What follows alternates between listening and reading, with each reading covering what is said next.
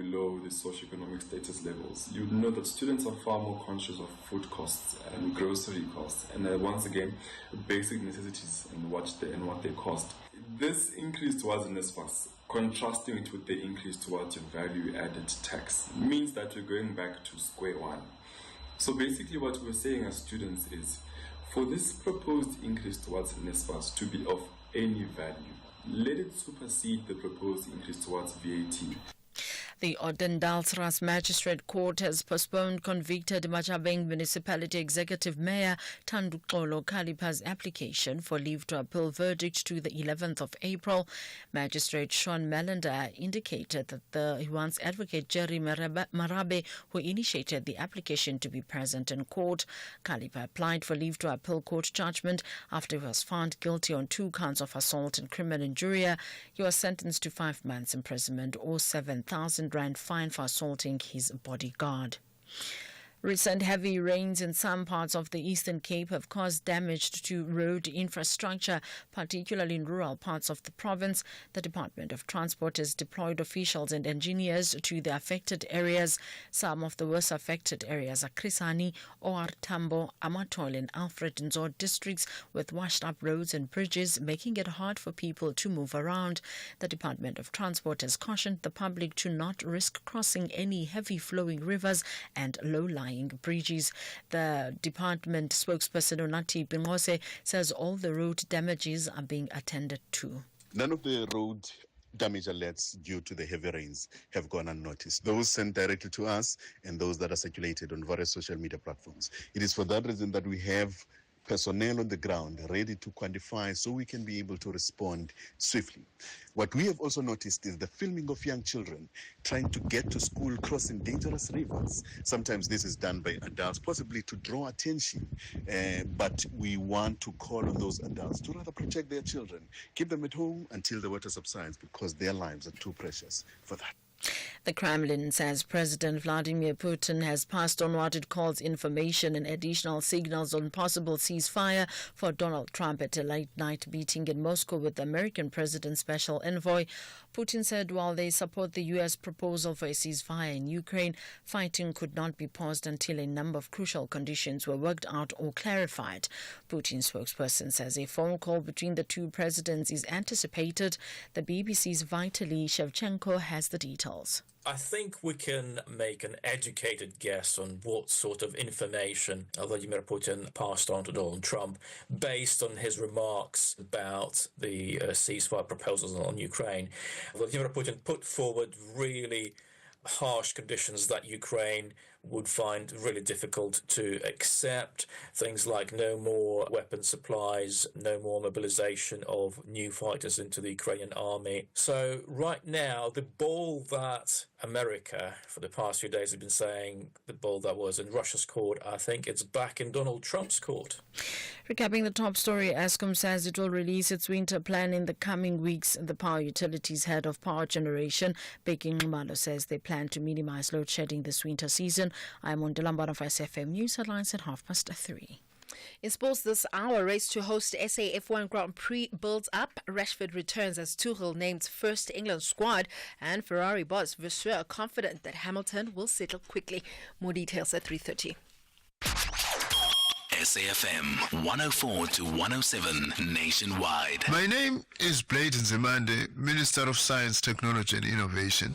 No nation can hope to achieve its development goals without meaningful investment in science, technology and innovation. To enable this, we need a responsive and transformed national system of innovation. From the 13th to the 14th of March 2025, the Department of Science, Technology and Innovation will host the inaugural National System of Innovation Summit. The summit seeks to accelerate the transformation of our national system of innovation with the view of making it more responsive to our national priorities and developmental goals. The Department of Science, Technology and Innovation, making it possible.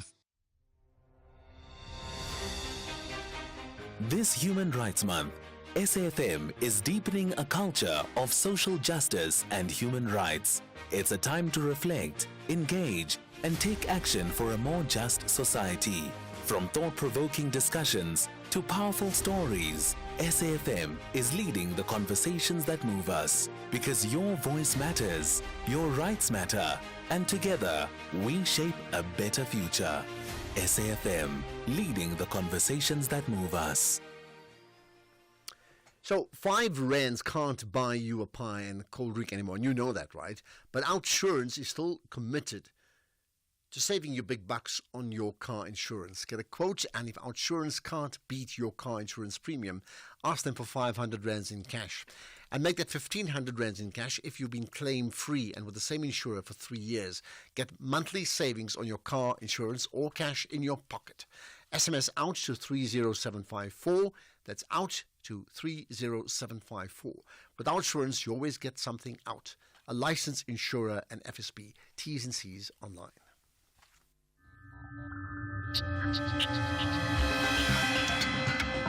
The National Pulse with Ashraf Garda on SAFM. You're listening to the National Pulse. Weekdays, 3 to 6 p.m. It's the National Pulse. It's Friday afternoon. Lots to consider. Let me say up front, on a Friday, you know this, we have this fabulous fireside chat coming up after 5 o'clock, and we speak from 5 to 6 to a chartered accountant, businesswoman, someone who's really made an impact in this country, an absolute champion. We'll talk to her after 5. I'll tell you the name just now, right? I'm absolutely looking forward to that conversation. You, of course, play a part in what we do by calling in, by texting us, by WhatsApping, voice notes as well, and also posting on the social media pages, especially the Twitter feed or the X platform. So you can tell me now, what do you think moves the National Pulse today? In the last couple of days with the budget speech, it was pretty obvious from the budget speech. And then, of course, we've had the situation regarding our soldiers, or the SADC soldiers, being pulled out of the DRC. But what about today? And perhaps at the end of the day, you can tell me, Ashraf, this is it, what moves the National Pulse. So let me tell you, amongst the things we're going to talk about, there's some serious developments to a ceasefire in the Ukraine. We'll talk about that shortly. We'll also talk about coding and how coding can help learners or children bridge that digital divide. Very, very important issue. And then, by the way, around 4:20 we'll chat to Michael Abramson. You know him, he's the sports guy on the show, but not just the sports guy. He does many other things too. I think he's a lecturer in stats, and he's going to attempt to break a world record, like the pie world record, on this show. Do not miss that. It's going to be fascinating indeed when we do that. However, let's get to first things first in terms of the biggest stories that we are going to start with, and that's a significant one regarding a by-election that you need to consider what that really means, because the MK party has pulled off an upset, and one may call it a big upset, defeating the African National Congress in a tough by-election in Ward 2. That's the Ward 2 of Indaleni in the Richmond region in KwaZulu-Natal. Now, let me give you some perspective. The ward has been considered one of the ANC's strongest support bases in the province. In 2021, the ANC won the ward by more than 80%. That's how significant it's been. But this time round, the MK party secured 54% of the vote. So a massive swing, really, towards the MK party and away from the African National Congress, which picked up 39% of the vote. So how did the MK party pull this off? What does this mean for them moving forward ahead of another significant local government election coming up in a year's time? With me is the MK party's going to be in KwaZulu-Natal, Willis in Kunum. To appreciate your time, and thanks for connecting on a day of celebration for you, I gather. Ashraf, good afternoon, and good afternoon to your listeners as well. Thank you. Good afternoon to you. It is indeed a celebratory day, but of course we are going to be celebrating properly and officially when we go over to the community that have voted for us to have our third councillor in the province. How did this happen? I mean, if I, as you know, I gave the example of the ANC winning 80% of the ward previously. So by normal logic, even if you lose 10 or 20%, you can't go below 50. Yet they dipped to 39. What does this tell you about why was the MK party able to get the type of massive vote swing they did? Well, it starts with the ANC themselves.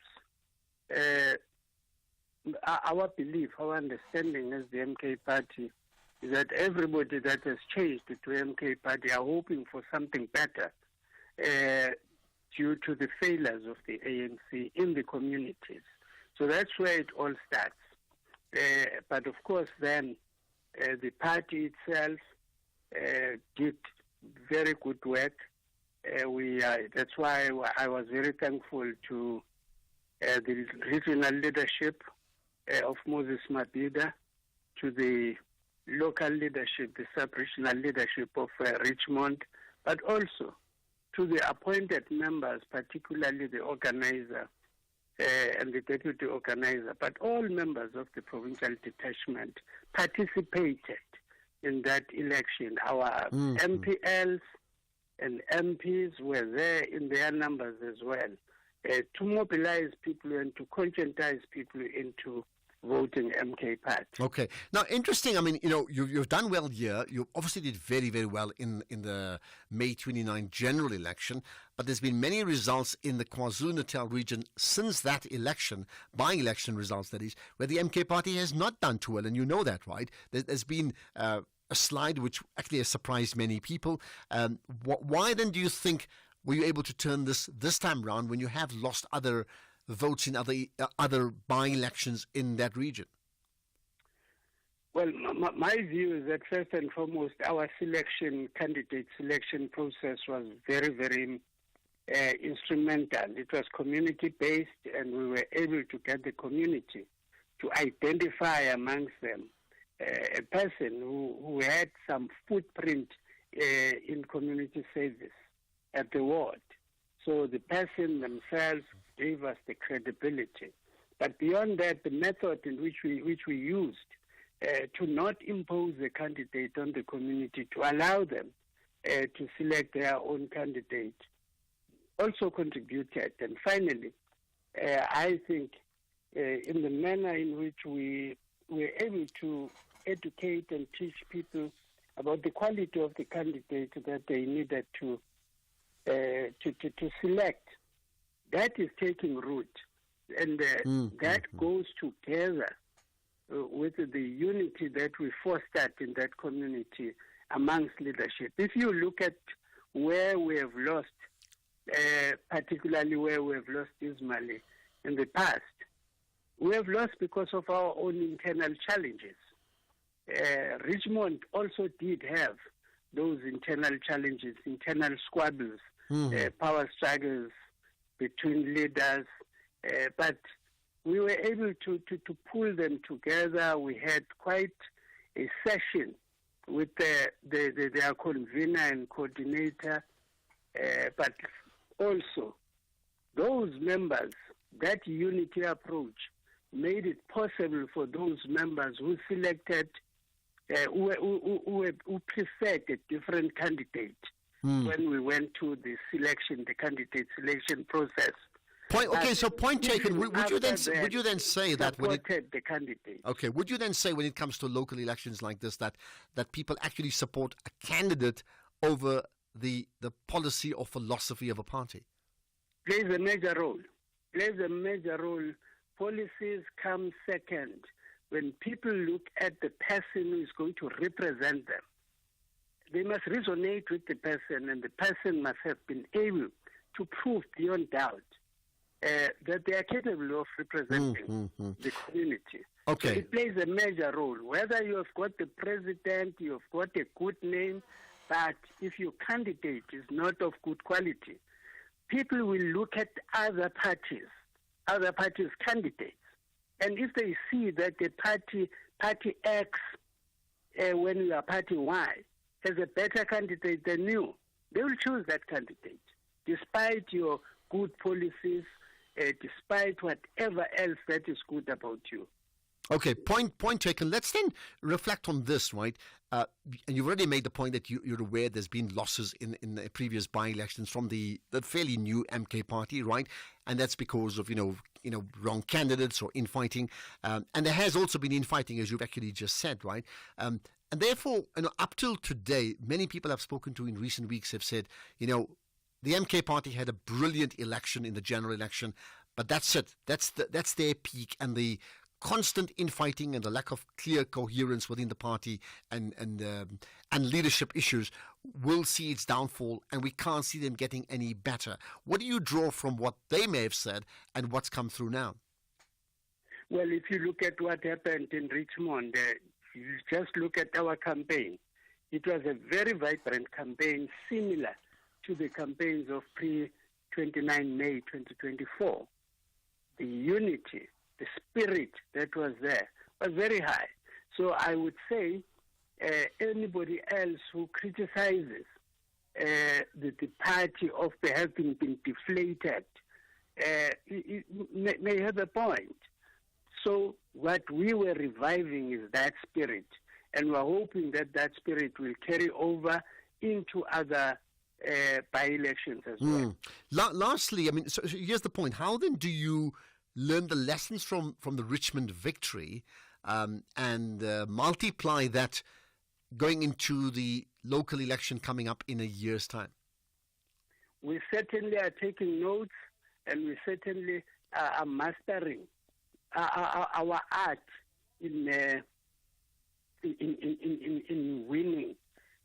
As you will notice, what I was saying to everybody is that we must have a good formula for how to win, and that formula entails many things: how we mobilize, how we select the candidate, and how we make sure we conscientize the community quite well, and how we message to the community. So it's quite a formula that will get us.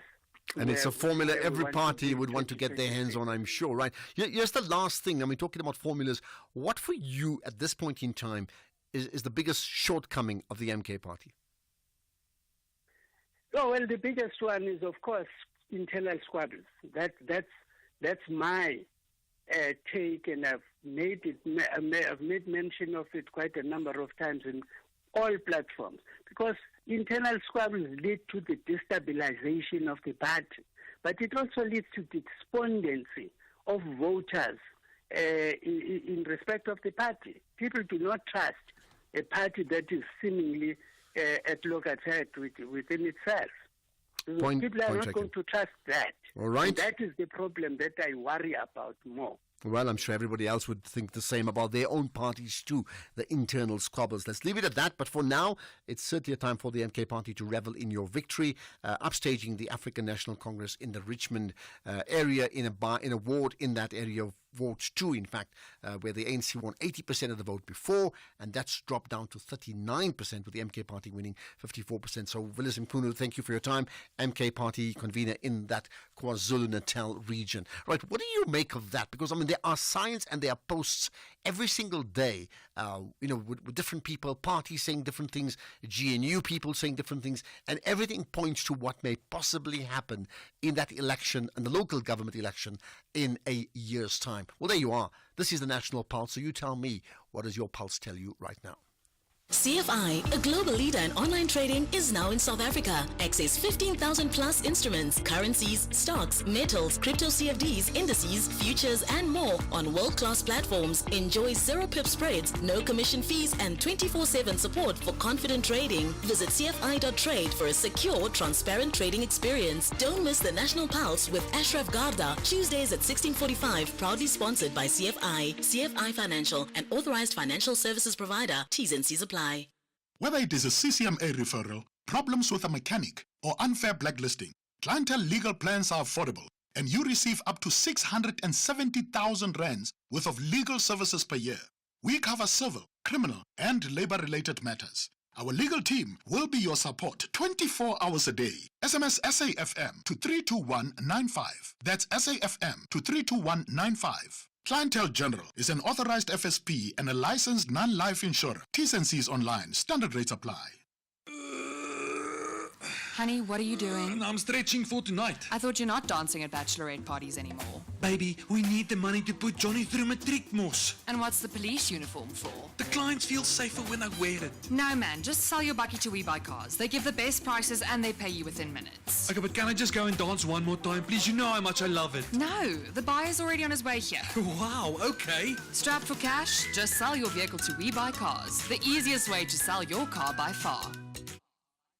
This is a story of Vodacom's impact. I didn't know anything about computer. I learned a computer after I passed my matric, and Vodacom is doing an excellent job in the youth of South Africa. This is why we do it. Over 1,800 Youth Academy students trained, with 250 placed in ICT coordinator roles at our schools of excellence. That's why we're the #1 CSI contributor for 8 years running. See more at now.vodacom.coza. Further together, Vodacom. The National Pulse with Ashraf Garda. Weekdays, 3 to 6 p.m. Let's talk about the Ukraine versus Russia. And I say that because, and I'm saying versus, because maybe it would well be a case of no more versus any longer. You know, going back to not just even in the past, but just the immediate past of the conversation that Donald Trump had with the leader of the Ukraine, and what's happened since then. And like, come back for more when you're ready. We shall see about it. But now there's a sense that things have developed to such an extent that a proposal has been put through to the Russians, and there could well be a situation of a ceasefire, not just a temporary ceasefire, but an actual. So here's the question: how close to sealing that deal? Let's get the thoughts of Professor Scott Lucas, Professor of International Politics at the Clinton Institute at the University College Dublin. Prof. Lucas, appreciate your time. Thanks for connecting, as always, to the National Pulse. Oh, it's always great to join you. Thank you. So perhaps you can start with that. How close are we to sealing a deal, Ukraine and Russia? I think we have to be very cautious here. We have had a significant shift this week, and that is after that rather extraordinary ambush of Vladimir Zelensky, in particular by the U.S. Vice President J.D. Vance, which was only 2 weeks ago. Ukrainian officials, European officials got together with some Trump administration officials, let's call them the adults in the room, and they crafted this proposal, which suddenly came out on Tuesday, for a 30-day interim ceasefire, not only in the Black Sea and in the air, but on the front line. So that's good. You know, we've got a proposal for a ceasefire to stop this Russian invasion, stop the mass killing. The problem is that the Russians show no signs of accepting that proposal. So Vladimir Putin's response, which he gave yesterday, just before he met the Donald Trump's envoy, Steve Witkoff, in Moscow, was, no, look, this doesn't address what he calls the root causes of the conflict. And by root causes, he really means his conditions, and that is that Russia's seizure of about 25% of Ukraine must be recognized. So Russia gets that territory, that sanctions on Russia are lifted, and that the rest of Ukraine is kept weak, that it's demilitarized, it's neutral, it cannot get security guarantees from other countries. And indeed, the Russians are even saying that the Zelensky government has to be removed in Ukraine. Now, obviously, those conditions are not going to be acceptable to Ukraine. I think Ukraine would accept a short-term occupation of part of its country by the Russians. They have military occupied it. But I think at the same time, Ukraine would say, look, the rest of Ukraine is unoccupied. We have to have guarantees that you're not going to attack us again. And at this point, Putin's not showing any sign that he's going to agree to that condition. So what do you think they would accept then in the longer term? I'm talking about the Ukraine. Yeah, I think what they're really signaling, and you have to sort of read between the lines of their statements, but they're really signaling a situation which parallels what we had during the Cold War with the division of West Germany and East Germany, where, of course, you know, the East Germans, as part of the Soviet bloc, you know, had their own space for about 40 years. While West Germany had to accept that it didn't have East Germany, it was able to join NATO. It was able to become part of what eventually becomes the European Union. And it actually prevails in a sense because it's economically strong and it's secure. And I think that's what Kyiv's looking at, which is, look, part of the east and south of our country, okay, the Russians hold that, but the rest of the country has to be able to recover, rebuild, and in time will show that that's where the real strength lies. It lies with us. I mean, I know you made a point about, Putin saying this and his people saying that. I mean, has he suggested like a reworking of the proposal, in terms of a ceasefire? No, there's no indication of it. So when he said, look, it doesn't address the root causes of the conflict, he didn't come back and say, look, this is what we would accept, but we won't accept from the ceasefire. What the Kremlin has said this morning, and it's in response to Vladimir Putin meeting this U.S. envoy last night, was, okay, we have sent a message back to Donald Trump, but they haven't given the details of the message they gave back to Trump. And they have said that Putin will talk to Trump about this, but that they haven't set a time for that. They, in effect, are waiting for Trump to come out and say, oh, yes, the Russians are willing to negotiate. I like the Russians again. Then they'll sort of dangle this phone call before Trump of him being able to speak to Putin directly, because Trump likes that. It flatters his ego when he's able to speak to Putin one-on-one. Well, interesting you mentioned Trump. What role, therefore, do you think Trump is playing or can play in establishing a lasting ceasefire here? I think that's really interesting because, of course, Trump will come out in public and say, I'm the peacemaker, I don't like war, et cetera. But Trump really doesn't have a grasp of what's going on in Ukraine and Russia. And what has actually happened is there's two different factions within his administration. There's one faction, and we saw it in that White House meeting with Vladimir Zelensky, which is around the Vice President J.D. Vance. It's around other officials, like a man named Stephen Miller, and it's around Donald Trump Jr. And they really don't want to help Ukraine at all. They would be quite happy to build up their economic links with the Russians. There's another faction, however, who include the Secretary of State, Marco Rubio, the National Security Advisor, Mike Waltz, and the envoy to Ukraine, Keith Kellogg. And they still think that the United States has to, it can't just simply sidle up to Putin. You have to give some support to Ukraine against the Russian invasion, and they're the ones that crafted this ceasefire proposal alongside the Ukrainians earlier this week. So which faction in the Trump administration is able to prevail?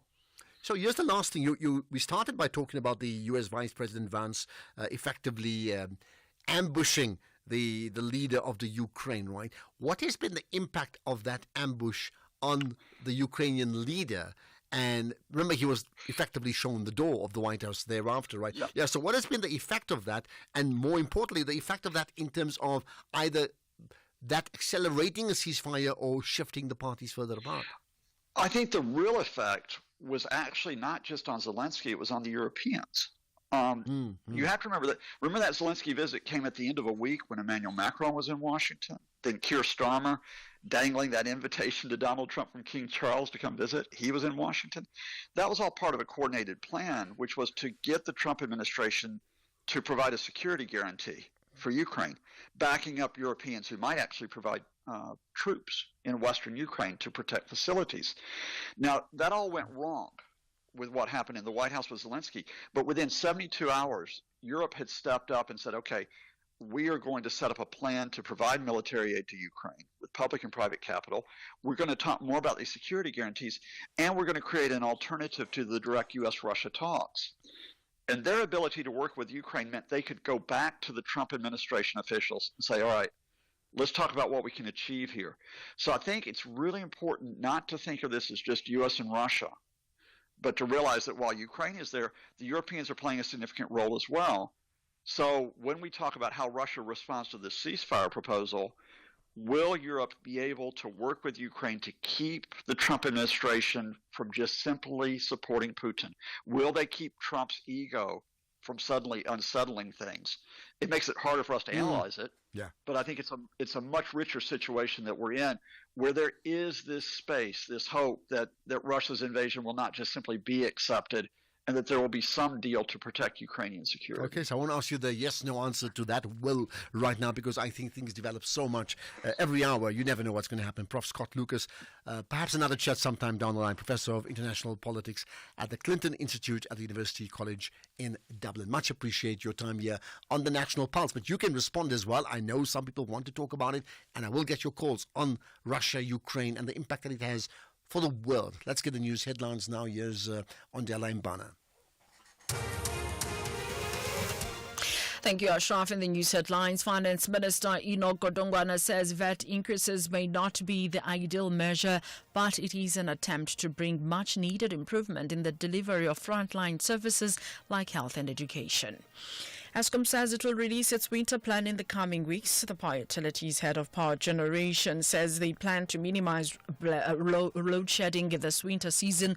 And Elon Musk's electric car company Tesla has written to the U.S. government to warn it to consider the impact of its trade policies on manufacturers and exporters. A full update follows at the top of the hour. SAFM, guiding you through the rush hour traffic. Well, the wet weather continues across the Durban region. Roads wet and slippery and dangerous, of course, at high speeds. Take it easy. No major route closures. That's the news we bring you, but you just need to drive carefully. Everything a bit slow going. We bring news of a stationary truck again today at Cliffdale. So big backlogs from Shongweni. That's major. If you're going out of Durban to Pietermaritzburg, it's the long slog again today. Roadworks on Joburg's R21 opposite Tembisa. If you're airport bound or Pretoria bound, it's quite heavy. Crash on the N1 north at New Road, causing delays from Buccleuch, and a crash at Buccleuch on the N1 south, backlogging traffic from the around about Allendale Road today. Cape Town leaving the South Peninsula, the main road very heavy. Big backlogs from Cork Bay, making your way up towards the central Muizenberg area. And there's been a crash on Nelson Mandela outbound just towards Hospital Bend. So some extra delays coming out of the city centre. The M3 into town also unusually slow from UCT, backlogged up into Hospital Bend territory as well. With your traffic update, I'm Rob Byrne.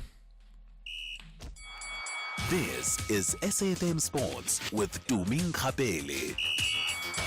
Tumi, it's the weekend. I see you got your Italian football club national team football top, not the Bafana top, just noting that anyway. Right, so it's a Formula One weekend. We know that already, but you want to talk about a Formula One future long after this weekend, right? Absolutely. A very good afternoon to you, Ashraf, and our listeners. Well, South Africa's F1 bid to host the Grand Prix is gaining momentum as the process enters the final week before interested parties submit their requests to express interest to host the F1 race in South Africa. Bidding promoters across the country are expected to submit their final expression of interest bids on the 18th of March to be considered for qualification to host an F1 Grand Prix. Now, while Kyalami Grand Prix circuit in Midrand is deemed 90% ready and is also the front runner to host this F1 race, the city of Cape Town has also shown interest, and it'll be interesting to see which city will come out tops. But Ferrari team principal Fred Vasseur has backed Lewis Hamilton to get into his stride quickly at the Italian outfit after the Briton made a slow start in his first free practice session at the Australian Grand Prix today. Hamilton managed only 12th fastest lap in the first session, more than half a second slower than his teammate Charles Leclerc, who was third quickest. Now, Hamilton had the fifth quickest time in the second outing, but it was still 0.42 seconds behind Leclerc, who topped the time sheet. Then in rugby, the Toyota Cheetahs will be hunting for their first win in the SA Cup this evening. This is when they take on the Leopards in Bloemfontein. The Cheetahs have been boosted by the return of several players from injury, including the exciting outside back of Michael Annis. Now, Annis sustained a hamstring injury while scoring a try for the Cheetahs in their EPCR Challenge Cup clash against Zebre in Amsterdam. In football, Mamelodi Sundowns coach Miguel Cardoso says that the growing number of players called up for the national team are part of his mandate. The Brazilians will have 11 players leaving next week to represent their country, the most out of all PSL clubs. It's incredible pleasure for the club, for myself and my staff, and for the players that we have such big number of players on the national team. Clearly, that's why we work what we work for. And also happy to see that also we have players on the under 20 national team. And that we had also in the Shan national team, players doing well. So that is clear. The objective of our work also is that our players are so promoted individually in a level that allows them to be called up and represent South Africa. It's a very interesting thought, this one, because we've been hearing a lot of coaches basically saying that they fear if the players are going to be chosen for national sides, it's going to be too much football for their players. But for him, he says he's actually happy to see them play for the national team. So which one is which?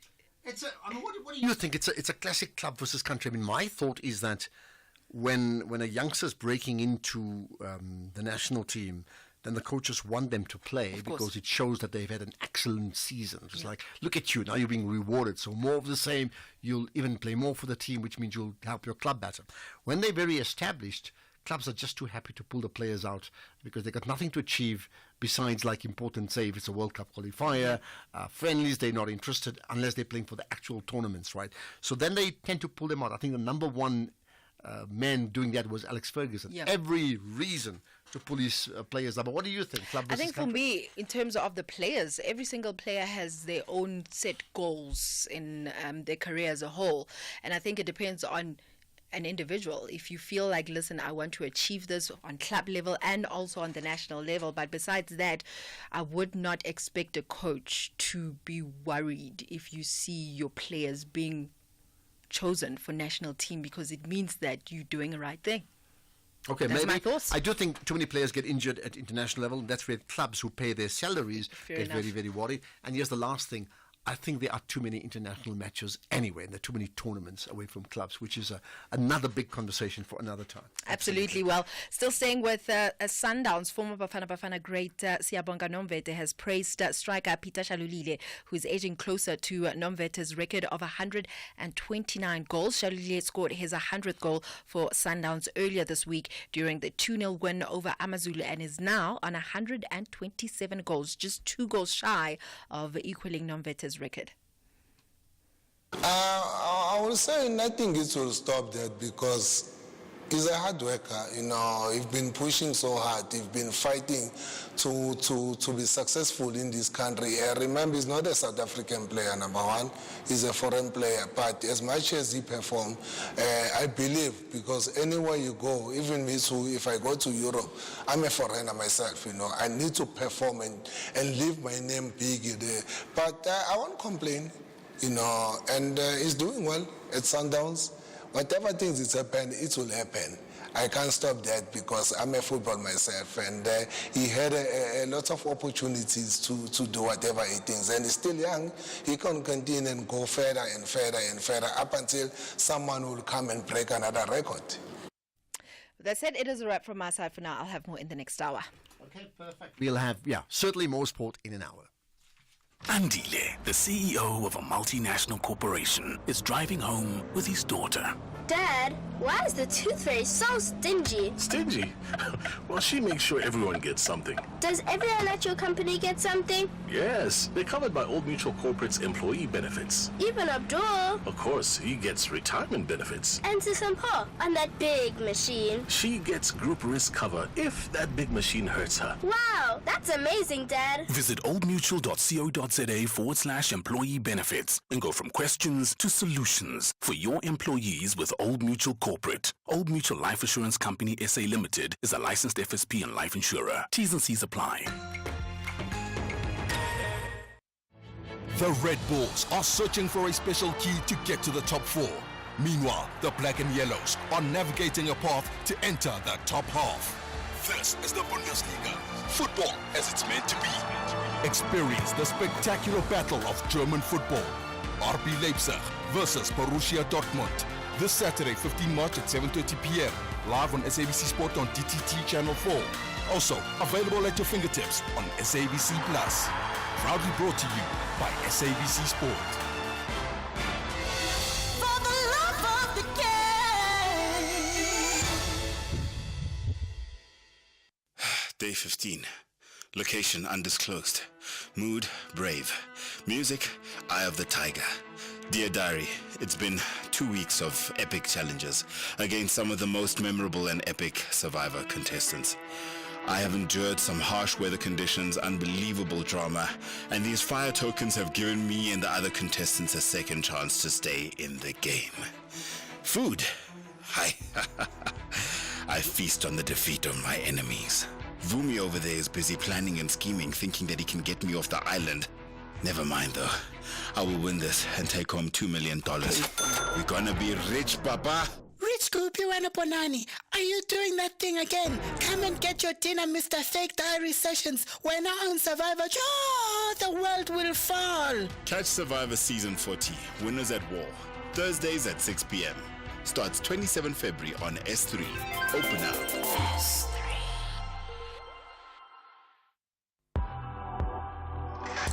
You are listening to the National Pulse with Ashraf Garda.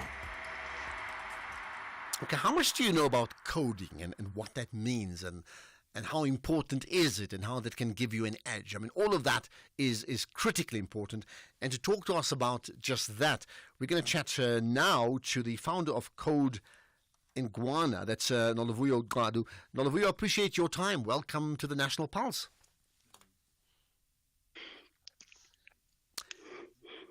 Noluvuyo, do we have you there? Hi. Yes, can you hear me? Yes, I certainly can. So welcome to the National Pulse, okay? Now, I have to say this much before we get to the issue of talking about coding. I have to tell the audience about this fascinating Instagram tag that I get yesterday, which says, and I'm going to read it out aloud, okay, because it's just so interesting. I grew up listening to Ashraf Garda. Dad would pick me up from the library or school activities, and we would tune into SAFM radio. I'm excited and nervous at the same time because I respect his craft, and I think he's a good interviewer or a great conversationalist. I'm looking forward to taking a deep dive on coding and computational thinking and having a meaningful conversation around technology and the future digital workforce. So there you are. You've set it up perfectly for me to have a great conversation for you. I'm glad. And I'm thrilled because it's been a long journey from you being in school, me being on SAFM, then off SAFM back after 5 years. So there we are. We're now connected to the National Pulse. Great. I'm so glad to be here. Good stuff. Right. Okay, let's talk, of course, as you've grown up now, you're very much aware of the critical importance of coding because that's the space you're in, right? So answer that question. What is coding and why is it that important? I think the simplest way I often define code is that we are surrounded by code all around us. Everything we interact with is a piece of code, starting from the microwave that you use in your kitchen or your fridge. A piece of code that tells that microwave warm up this food to this temperature. So in a nutshell, code is a language that allows hardware to be able to, that talks to hardware and allows hardware to function in most cases. And we see it even with our phones. Our phones are just full of pieces and pieces of code through social media that we use in our phones, through productivity apps. Everything that we interact with every day is a piece of code. Okay, so that's interesting because as we feel the hardware, like I've got a smartphone in my hand, there's somebody who has the language, who knows the language to actually get that piece of hardware to understand what the instructions may be, right? And that's a necessary segue then into the key of what you're talking about, which is coding for kids. So basically what you're saying is kids need to understand a language to be able to get into that computing space that is so critical in terms of where technology is moving in the world right now, isn't it?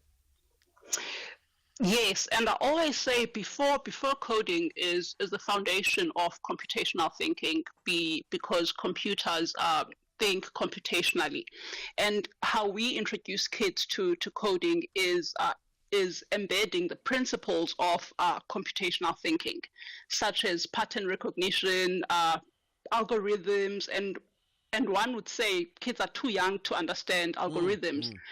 But it's very important to get kids to start thinking in a process or systematic manner. And I often say with my own kids, give me an algorithm of how you brush your teeth in the morning. And the work that we do with Code Ngwana is just being intentional about how we equip kids to solve problems. At the essence, it's not before the code. It's the ability to solve problems. We've got principles such as decomposition, where we teach kids how do you break a big problem into smaller parts. So I think even if those kids don't become computer scientists in the future, I always say I'm not breeding the next generation of computer scientists to people, but I'm contributing to a future digital workforce, whether those kids are accountants or lawyer, a future digital workforce that can solve problems digitally. Well, I mean, that's so important because, you know, your example of, algorithms and the one you gave about brushing your teeth, I mean, I think it simplifies it for all of us, because if we're talking about an algorithm for brushing teeth, it's basically the repeated habits that we commit to every single time we brush our teeth. Okay, now we get it a lot easier than the complexities of saying, understanding coding, right? So then in terms of where you are, right, because you obviously your target is coding for kids. So tell me more about what Code Ngwana does and where do you do so? Okay, great. So Code Ngwana started off 2019 as a passion project. When it started off, I was still in corporate. And the whole idea, or what inspired Code Ngwana, was to say, hey, we have such a high unemployment rate in the country, yet at the same time, we continue to source for certain technology skills outside the country. So then I thought to myself at the time, hang on, if we can teach kids coding at a young age, then we can solve for this problem in the future. So even the name Ngwana, it translates to child.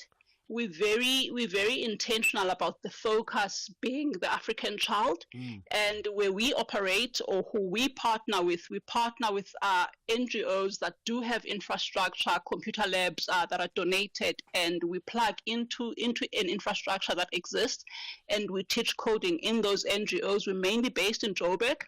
We also sign up schools that don't offer coding and robotics, which will traditionally be under-resourced schools or mostly black schools. We target those schools and we go into those schools and we teach coding. And the idea is to bridge the digital divide, because we often think about digital divide as something that only affects adults. Yet, when we think of how divided we are when it comes to technology, it starts even from a young age. Very much so. So the kids you're referring to then, what is the age of these kids? So we start them off with unplugged activities from pretty much grade R, which is about 5 to 6 years old. They are ready to be taught principles of computational thinking. We start them with unplugged activities without screen time, and we progress them. As soon as we've introduced the basics, we progress them to what we call a Scratch, which is a visual programming language for kids. And as soon as they are competent in Scratch and they're looking for something more exciting, then we start introducing curriculum such as Python, which has been proven to be a very good yet simple programming language to use in terms of introducing kids to a textual-based coding language. Okay. So we've got various phases. All right. So, and what impact is it making already? And I suppose, is there a way to measure that impact? So when we started off, everyone was just excited, and we're doing coding for the sake of doing coding, if I may put it that way.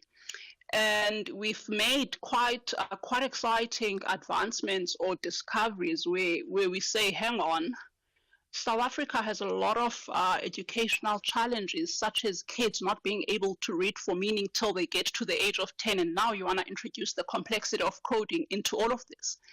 Then we now use coding as a tool to solve for some of the educational challenges. And one of the challenges that we're trying to solve for is numeracy and maths skills, where our coding curriculum is maths and numeracy based.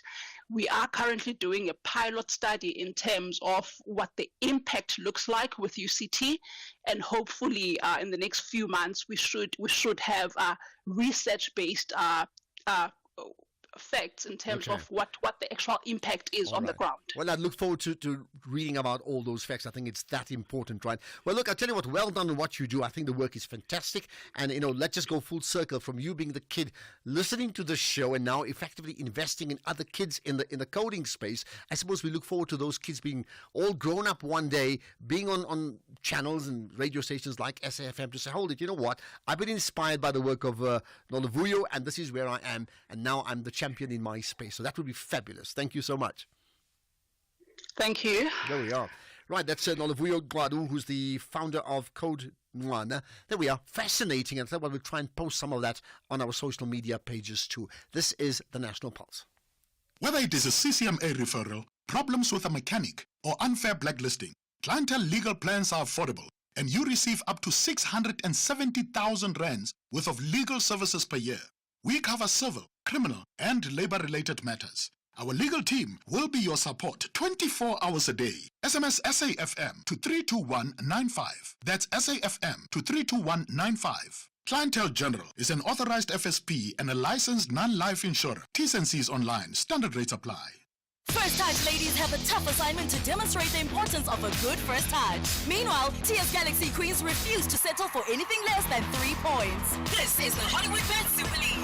Catch the thrilling battle between First Touch ladies and TS Galaxy Queens on Saturday, 15 March at 2:30 p.m. live on SABC 1. Also available at your fingertips on SABC Plus. Proudly brought to you by SABC Sport. For the love of the game. Stunks and Negati are in a big search for their first win, while the indomitable Lions want to hold on to the summit of Group D. The bottom of the table clashes with the top.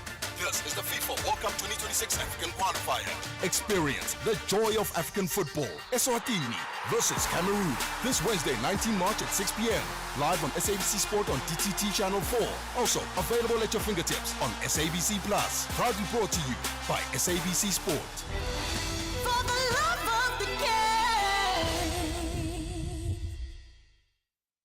Get a true AI business partner from Vodacom Business when you get the Samsung Galaxy S25 Ultra on a Red Business 1.7 gig contract for 1,599 Rand per month over 24 months. Enhance your deal. Add 349 Rand extra per month over 24 months and get the Samsung Galaxy Watch Ultra. Available in-store and online. T's and C's apply. Further together. Vodacom Business. Call us on 086 000 2032. Right, let's get your calls. You can call in 086 000 2032. I want to get a feel of your pulse on some of the biggest issues we've covered so far already. The MK Party victory in Richmond, the conversation around the Ukraine and Russia, and goodness, that's an ongoing story, absolutely. And other issues, perhaps, that have maybe just we picked up from yesterday and that may even occur in the next day or two, right? And the issue maybe about the coding too, right?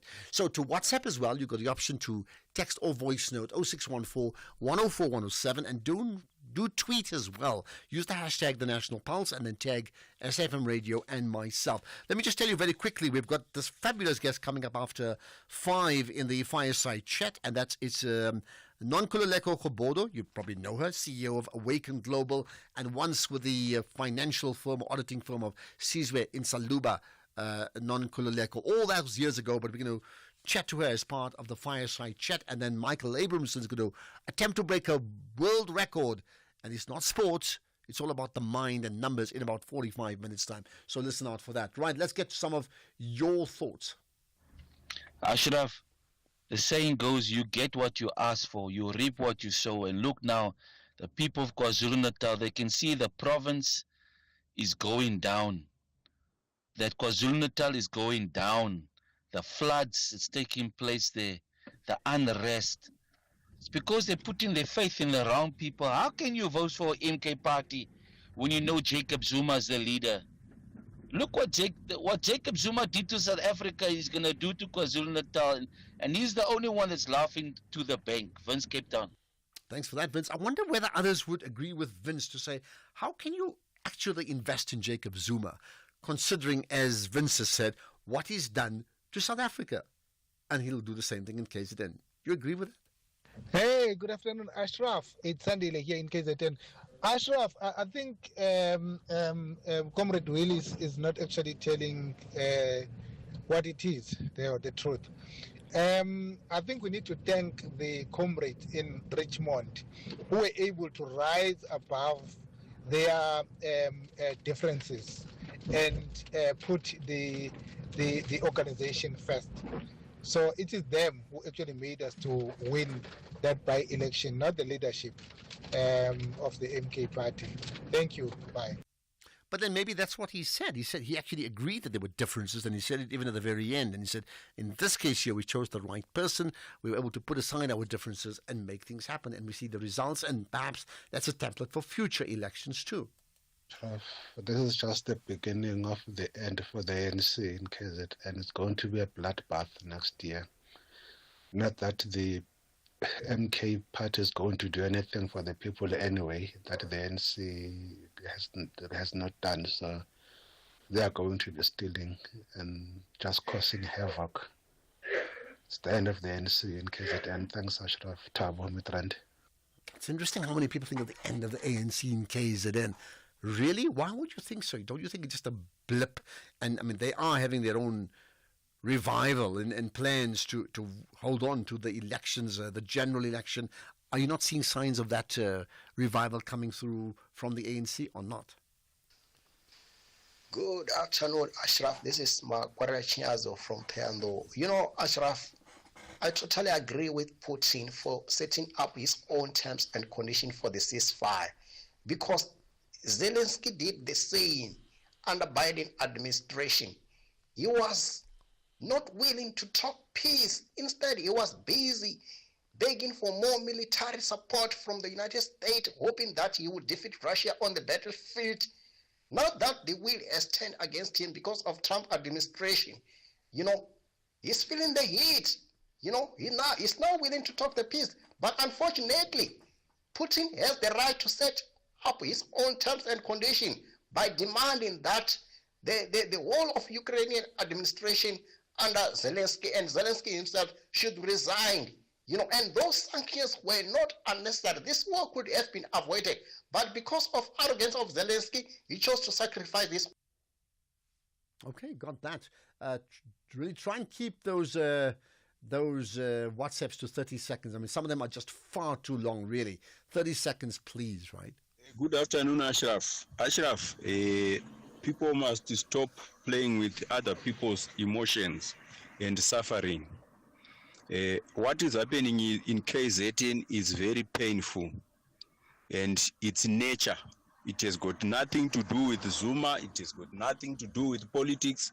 So this guy who is phoning from Cape Town saying people of KZN voted MK, please stop insulting people when they are in crisis.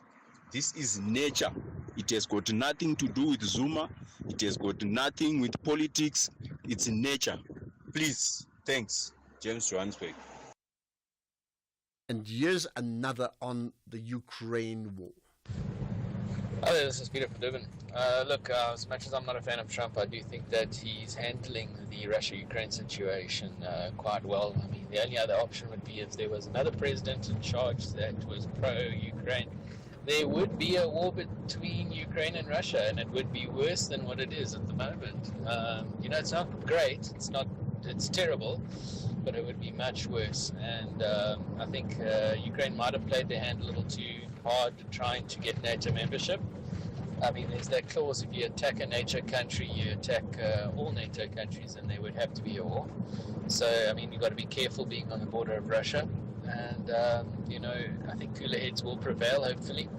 Yes, there can be some sort of guarantees of protection that one can offer, but, you know, I think gaining NATO membership was stretching the hand a little too far. And, you know, with that in place, if there was a NATO membership, it would mean missiles and military personnel on the border with Russia.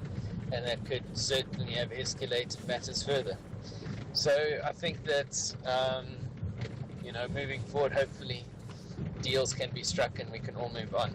Anyway, that's just my opinion. Peter from Durban. Okay, thanks for that, Peter. By the way, we'll talk about the IEC and developments to cancel party registrations. Could that be your party? Let's get the news. Here's Ondela. It's 4 o'clock.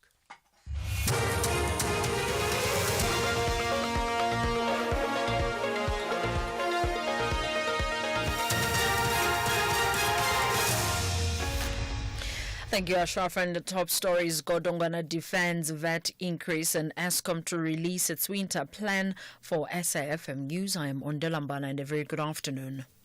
Finance Minister Enoch Godongwana says VAT increases may not be the ideal measure, but it is an attempt to bring much-needed improvement in the delivery of frontline services like health and education. Treasury appeared before the full finance committees of Parliament, where MPs could analyse this week's budget. On Wednesday, Godongwana announced a 0.5 percentage point increase in VAT.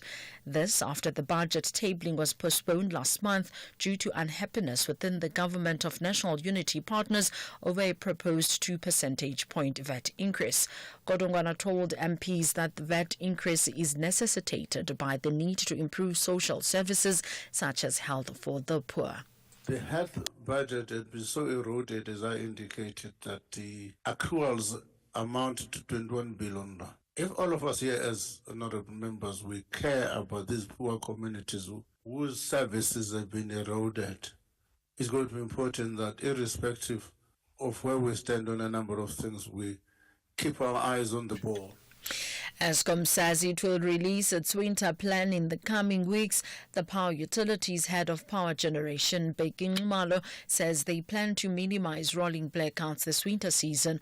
This after Eskom failed to maintain its more than 300 days of uninterrupted power supply in February due to poor performance at its power stations. Our first prize as Eskom is not to have load shedding, and for us as generation, but we will share with the country. Winter is at least better than the summer months because we don't have rain, thunderstorm and all of those things, because as you've seen our operations, some of them are outside. So if there's thunderstorm the whole day, it means there's people that we need to look after their safety there. So winter we only have to deal with cold. And our plants, they seem to like cold weather as well. So they seem to perform much better in winter. The woman who turned state witness in the Jocelyn Smith kidnapping trial in the Western Cape High Court sitting in Saldanha has described to the court how the mother, Kelly, allegedly sold the child. Laurentia Lombard is a former accused in the matter turned state witness. She told the court Kelly allegedly sold the child to a sangoma for 20,000 rand. Smith, her boyfriend Jacquina Polis and Steveno van Rijn are on trial on charges of kidnapping and trafficking in relation to the disappearance of Jocelyn in February last year. Lombard says Kelly offered to pay her 1,000 in return for her silence. The celebrated comedian, actor and writer Ebenezer Dibakwane has been laid to rest in Bombela, Mpumalanga. The 31-year-old Dibakwane passed away on Friday last week. His family has revealed that he struggled with depression for years. They say they pray that this tragedy remind people of the need to look out for each other and seek professional help where necessary. His uncle, Joe Suluane, says they will advocate for mental health to keep Dibakwane's memory alive. As a comedian, sometimes when he made comedy around depression, we just thought that he's taking the topic to the stage. As a stand-up comedian, we thought that that's how he's making the people to be aware of mental health. But we never knew that he's struggling with it to that extent. We want to be able, through his death, as we have closed his eyes. Elon Musk's electric car company Tesla has written to the U.S. government to warn it to consider the impact of its trade policies on manufacturers and exporters. Tesla says American firms are inherently exposed to disproportionate impacts when other countries retaliate against new import tariffs. The BBC's Thea Leggett has the details. Elon Musk currently heads the newly created and controversial Department of Government Efficiency, charged with cutting costs within the federal government. On Tuesday, the president said people protesting against Mr. Musk's actions outside Tesla dealerships should be branded domestic terrorists, and he pledged to buy one of the company's cars. But his decision to impose new import taxes or tariffs on goods coming in from Canada, Mexico and China has clearly raised concerns among Tesla's management. In its unsigned letter, the company warned that some car parts were difficult or impossible to source within the United States. Recapping the top story, Finance Minister Enoch Godongwana says VAT increases may not be the ideal measure, but it is an attempt to bring much needed improvement in the delivery of frontline services like health and education. I am Ondalambana for SFM News Headlines at 4:30. SAFM, guiding you through the rush hour traffic. Well, the wet weather continues across Durban and inland areas. Please drive very carefully if it's wet where you are. Wet roads, slippery roads and dangerous roads across much of the province. We are looking at a fatal crash scene just south of Tugela River on the N2. If you're driving in or out of Mandini, expect some delays there. Big backlogs again from Shongweni up to Cliffdale if you've left Durban on your way through to Pietermaritzburg. That's the usual stationary truck. It's a plus 40-minute delay at this stage. Kloof down to Hillcrest on the M13 looking dreadfully slow. There is some flooding along that route, flooding in surface water today. Across into Joburg, stationary vehicle on the N1 South just after Rivonia Road, so that's slow. Quite a backlog heading south on the N3, a crash near the cement factory, delays from Galulis. And if you're home to Boksburg and Benoni, a collision scene on the N12 by Craft Road, pushing traffic back almost to the R24 split. The collision coming out of Cape Town on the N2 outbound near Bunga Avenue, that's been cleared. The N1 going out of town stays busy towards Kubo, interchange, and there's quite a big backlog, heavier than normal, coming off the South Peninsula Main Road, standing from Clovelly up through Cork Bay, St James, right into central Muizenberg. With your traffic update, I'm Rob Byrne. And coming up in your sports this hour, England's Harry Brook banned from IPL for 2 years and Simbini not under pressure to win an Indoor World Champs medal. More details at 4:30. SAFM 104 to 107 nationwide. Andile, the CEO of a multinational corporation, is driving home with his daughter. Dad, why is the tooth fairy so stingy? Stingy? Well, she makes sure everyone gets something. Does every electrical company get something? Yes, they're covered by Old Mutual Corporate's employee benefits. Even Abdul? Of course, he gets retirement benefits. And Sisampo on that big machine. She gets group risk cover if that big machine hurts her. Wow, that's amazing, Dad. Visit oldmutual.co.za/employee benefits and go from questions to solutions for your employees with Old Mutual Corporate. Old Mutual Life Assurance Company SA Limited is a licensed FSP and life insurer. T's and C's apply. Imagine living in a community free from gender-based violence and femicide. That reality is possible, but only if we commit to building families that are free from violence and are inclusive, where children are raised equally. Every child has the right to grow up in a loving, nurturing and safe environment that promotes good mental health. So do not forget about the boy child. He too needs to be protected from all exposures of violence. Pay attention to the boy child today and watch him grow to be a responsible man that society can be proud of. Stop gender-based violence and report any cases of child neglect and abuse at your nearest police station. Or call the Gender-Based Violence Command Center on 0800 428 428. A message brought to you by the GCIS. South Africa's domestic 50-over cricket competition, the One Day Cup, hits fever pitch this week with the final set for Sunday 16 March at Boland Park in Paarl. Gold Rush Boland has finished the top of the log and secured a home final. They will take on the winner of the qualifier match between the Hollywood Bets Dolphins and Momentum Multiply Titans. Gather your family and friends, Rosa Nawe, and be part of the action. Get your tickets at cricket.co.za.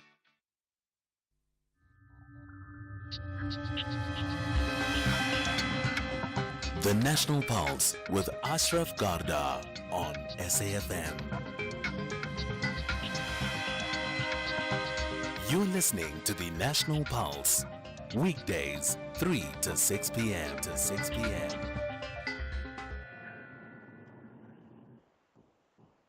So I'm looking at Michael Abramson's tweet. He's the sports anchor on the show, right? And he says, join me on the National Pulse on SFM Radio this afternoon with host Ashraf Garda from around 4:40 as I attempt to secure my third PI as in PI, world record. So he's a numbers person. He's into stats, he's into all of that, and he wants to break another world record. He's going to attempt it live on the show. Why? Because we like to be associated with champions. Why wouldn't we? And I'm inviting you to be part of that as well, okay? In the meantime, there are other issues we need to talk about. The IEC has given notice in writing to 192 political parties of its intention to cancel their registration. Why would that be the case? Let's find out with Masego Shiburi, who's the IEC's Deputy Chief Electoral Officer. Masego, it's always good to connect with us on the National Pulse. Good afternoon, Ashraf. Good afternoon indeed. Right, so 192 political parties being effectively deregistered. Why so? The Commission is the registrar of parties. So in registering a party, it must assess a number of things. Key among those are whether the names, abbreviated names, and logos of that aspirant party will not cause confusion with the identifiers of parties that are already registered. So if parties register and they do not contest elections, or they do not give intention of their continued existence as required by the regulations, the Commission must then deregister those parties following a process of notification to them. And what is that notification? We have written to 192 parties to indicate that since they were registered, they've not contested any elections, nor have they renewed their membership, their registration as required by the law to do so before the end of January each year. So the 192 parties have not contested elections. They are not represented either in a municipal council, a legislature, or the National Assembly, and they have not served their notice that they continue to exist as political parties. So you're saying as many as 192 parties actually registered as political parties to contest an election and have not done so, this in the 30 years of democracy? Or is it just in the last 5 years? When? It would be, it's a combination. There are those that are historical. On the register of parties, we have just over 600 political parties registered. So the 192 are registered and they have not done any of those three things: contest elections, give notice that they still exist, and that they are not represented. So those are the minimum. Next year, we will do an audit, and again, we will issue notices to other parties who may fall into that category. Mm-hmm. Is this a case of parties who registered with an absolute view, an intention to contest an election, and then for whatever reason, their leadership they argued and they fell apart, or they couldn't raise funds? These things happened, right? Or is it a case of parties or people registering names of parties to block out others from registering similar names? It could be a combination, Ashraf. So if I register a party, I exist only as a shelf party. It might just that I want to preserve those identifiers. There may be those who, having registered with a good intention of contesting elections, were unable to do so for a number of reasons. Those, all that they needed to do was to give indication to the Commission by the end of Jan that they still exist as political parties. Those we would not touch. The only ones that we're asking are those that have not given an indication that they still exist and who have not contested any elections since they were registered. Okay. So have there been parties that have maybe contested, I'm just thinking about the soccer party, because I remember they contested the very first election, right? Yes. Have there been parties like that that contested maybe 1 or 2 or 3 elections, but then nothing, maybe then the next 2 or 3, and they still exist and you're going to deregister them? Indeed, there are those parties in the category. For example, you find a party that existed in one name. You know that the leader of that party is now with another party, or they subsequently formed a new party with a different name. So those are the ones that we are asking to give us indication of whether they still exist or they've closed shop. Okay. And what Soccer Party, incidentally, has deregistered itself voluntarily. Okay, my goodness. Certainly, they didn't get my vote, but they certainly were memorable in terms of whatever they were trying to achieve anyway, right? A long time ago, 1994 is when they contested. And the KISS Party, yes. Which party?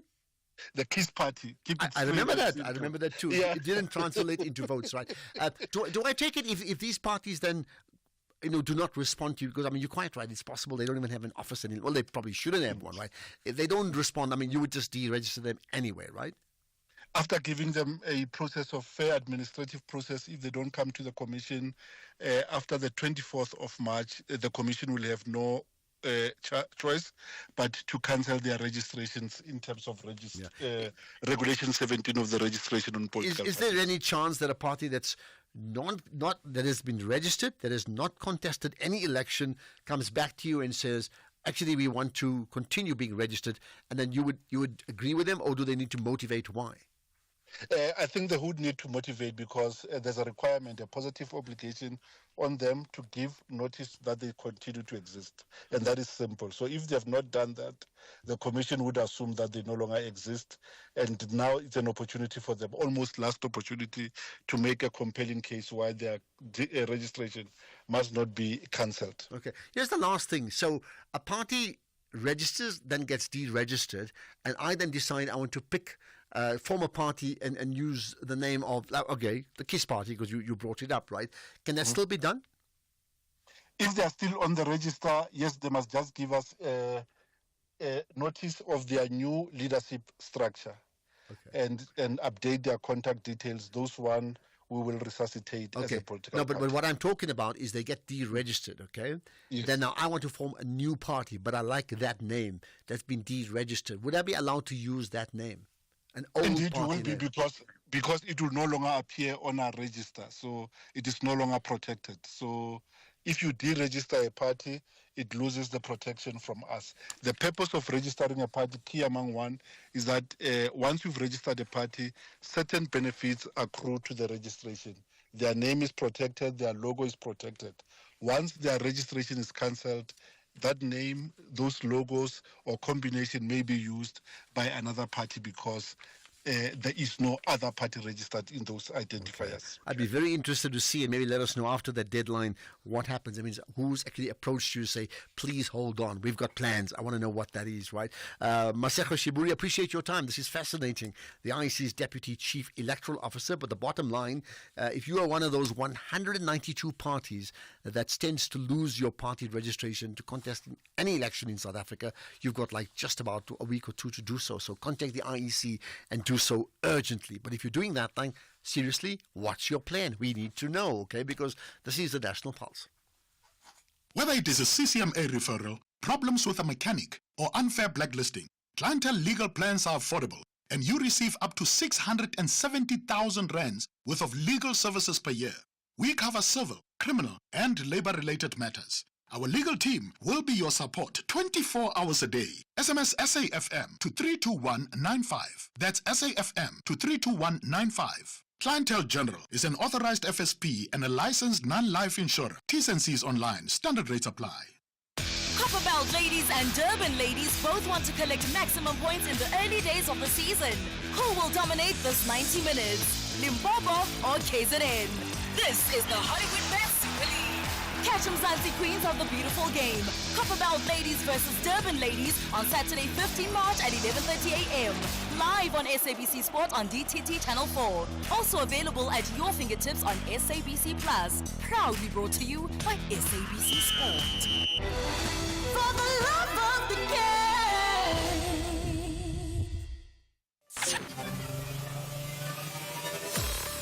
Hi, I'm Zycard. Catch me every Saturday from 7 to 9 p.m. on Spotlight as we bring you blow-by-blow sporting action, news. That's Spotlight every Saturday. You don't want to miss it.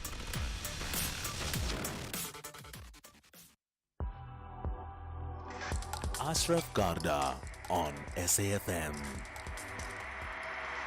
Lots of people commenting about Jacob Zuma and the KZN region and the MK party, understandably so. Any further comments on the Ukraine and where do you think the Ukraine and Russia is going to all end up? Certainly welcome your opinions on that issue. But let's talk about this and the news that 3 SASSA officials, South African Social Security Agency, they've been arrested in Joburg today, this morning.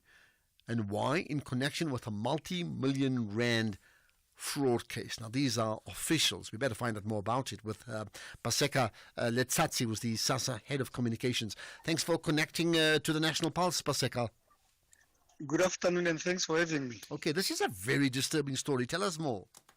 Very embarrassing for staff members of the South African Social Security Agency to be arrested for having involved themselves in cut problems. But I think, let me just give a context quickly. I'm sure you may be aware that about 3 weeks ago, there's a guy who was arrested in Soweto with cuts of SASSA and other banks. So the police then followed the story, they followed the person, and upon investigation, they discovered that this person is working with some of the SASSA staff members, and the investigation resulted in the arrest of the 3 individuals today. Okay, and what was that person doing? And then these 3 SASSA officials, what were they doing as well? They help him. Obviously, for a card to be active, it needs someone from SASSA to activate it, to load the information. This person would simply be in collusion with these individuals who work for SASSA, steal the cards, and then the SASSA officials will then load the information on the cards, and they would go and withdraw money from the banks. And obviously what they do, they would as well steal, do what we call steal the identity of individuals so that it can appear authentic. Okay, so I mean, that means 2 things. That means there are individuals who are also prejudiced. So someone who would stand in line to receive some sort of a grant effectively will come and complain to you and like, sorry, you've taken your money, right? No, definitely. I think it's identity theft. In some instances, Ashraf, what they do, they guess that if you are, I'm just trying to be very economic with the information. Yeah. They would guess that you are 60 years and you have not applied for the grant, and they would then try and steal your identity to go and apply on your behalf. And for an example, if you turn 63 or 64, you think that your condition is such that you need to come and apply for the grant. You present yourself to a SASSA office to make an application, and you are told that for the past 3 years you have been getting a grant. Yeah. Okay. Wow. So and so, I mean, what's the maximum that can be, withdrawn from a card at any given time? Look, they just check a grant type. They can just say this is an old grant, which is 2010, but basically what they do, they would not go for a child support grant because they are not interested in withdrawing 500. They would go for huge sums of money to make withdrawals. They will go from one ATM to another, trying to withdraw money. And I think we must say big ups to the South African Police Services, because they followed the individuals, they collected the information, and we think they have done a great job. And I think we must say bravo. Absolutely. So to confirm, when you say huge sums of money, I mean, what's the maximum, that's been withdrawn per card? It depends on the grant type. You may find that in one cut it's 500 because it's a child support grant, or in another cut it can be 2010. Okay. But obviously they will do it every month. But it's not one cut, Ashraf. Remember, a person would be found carrying about 300 cards. Yeah, got that. I mean, I'm sure of that. Yeah. Okay. So what's so let's get back to the officials then, because I mean, that's the nub of the story here, right? How much money are we talking about in total? Ashraf, we met with the SAPS, and I think they are just going to quantify, and they would give us, because they need to link them to certain cards. So they would definitely give us the amounts very soon. They are appearing on Monday. It will be presented in court in terms of the amount that is involved. But I can tell you now, you'll be very much shocked if you can give me a slot again on Tuesday. I will definitely give you an update in terms of the amount with the police would link the 3 suspects directly. Because I mean, the rumor is that it runs into the 200-300 million rands type. I mean, that's how huge it is. Yeah, I'm deliberately trying to not to thumbsuck the amount, but I'm available. They are appearing in court on Monday. I'm committing now that if you need me next week, I will avail myself anytime. No, absolutely noted. Thank you for that. Right. What can you tell us about the people? I know they're going to appear in court, so they're nameless at the moment. What can you tell us about them? Little is known about them, Ashraf, but one, the individuals are employees of SASSA. They were in cahoots with a person, a private citizen. They were helping him to siphon money from the South African Social Security Agency. Yeah, sure. And what does this say about the checks and balances within the systems? I mean, the fact that if this one person was not picked up just with so many cards, there would have never been an alert. But the reality is this is a massive scam on a huge scale. So in terms of checks and balances at SASSA office itself, what does that say about that? I think, Ashraf, you may be aware that the central bank has taken a decision that there must be a card swap. SASSA must stop using the gold cards to migrate into the black post-bank cards. This is one of the reasons why the central bank put their foot down to say these cards are extremely highly compromised in terms of their security systems. One of the problems with this card is that it does not even have your name. If by any mistake you drop it, I can simply guess that Ashraf was born in 1970. Yeah. Our old people, obviously, when you ask them to give a pin, they give a pin of the year which they were born. Yeah, and I can just simply it's go to easy to pick up. Yeah. Yes, and I go to the bank and withdraw the money. Hence, the central bank was very clear that these cards must just cease to operate, and people must move to new cards which have got more security features. But I mean, I do find it bizarre that the cards never had the names of the people. Even basic credit cards that we all have, or debit cards, have got our names on it. I find it quite bizarre that it was ever passed in the first place, isn't it? It is. But obviously, I'm a layman in that particular space. Obviously, we do not necessarily produce cards, but it is quite bizarre. But also it leaves various questions. While the cards which are used to give the most vulnerable sector of our society, the security features were just compromised like that. Okay. And therefore, I mean, lastly, in terms of the proposal by central bank to make those changes, I mean, would that happen? How effective would that be? And how soon? As we speak now, people are doing the card swap. Yeah. The deadline. There's the deadline, right? I saw the long queues, yeah. Yes, it is the 20th of March. You need to have made sure that you have swapped your card from the old gold SASSA card to the new black card, because on the 20th of March, unfortunately, they will cease to operate. Extension has been given, Ashraf, more than 3 times and 4 times, and every time we give an extension, the public purse is bleeding. We know, all of us, that the public purse is shrinking, and we cannot sit down as the South African Social Security Agency and observe when people are stealing money from the coffers of government. Yeah, well, absolutely spot on there, right? And then also stealing from individuals under that identity theft that you've discussed. Well, I'll tell you what, Paseka Letsatsi, SASSA Head of Communications, appreciate your time. Let's see what happens next week. We may well do a follow-up conversation about that. Thank you for your time. Pleasure. All right, there we are. What a story, man. So, okay, maybe no official numbers. They talk about 200-300 million rands. I know it's unconfirmed here. I'm just saying that's what I'd heard. But to think that it can be, again, identity theft within SAFA offices that allows someone to carry 200-300 cards and then going to withdraw under people's names that could be you because you haven't bothered, and money's being taken and paid from government to you, but effectively not to you. It's the type of constant theft issues that we are really, really concerned about. Just a quick comment about some of the issues that we've discussed earlier with regard to MK as well. Hi, Asha, how's it, bro? Maravel Ubaba, he merged this South Africa. He destroyed this country with the Guptas. I wonder those who join Mkondo, what they see. Oh, my goodness. Well, some are saying they don't know what they see, what someone may see in the ANC or the EFF or the DA party or, Action or Rise Mzansi and everybody else too, isn't it? Hi, Ashraf, the black card does not have your name on it. I got one.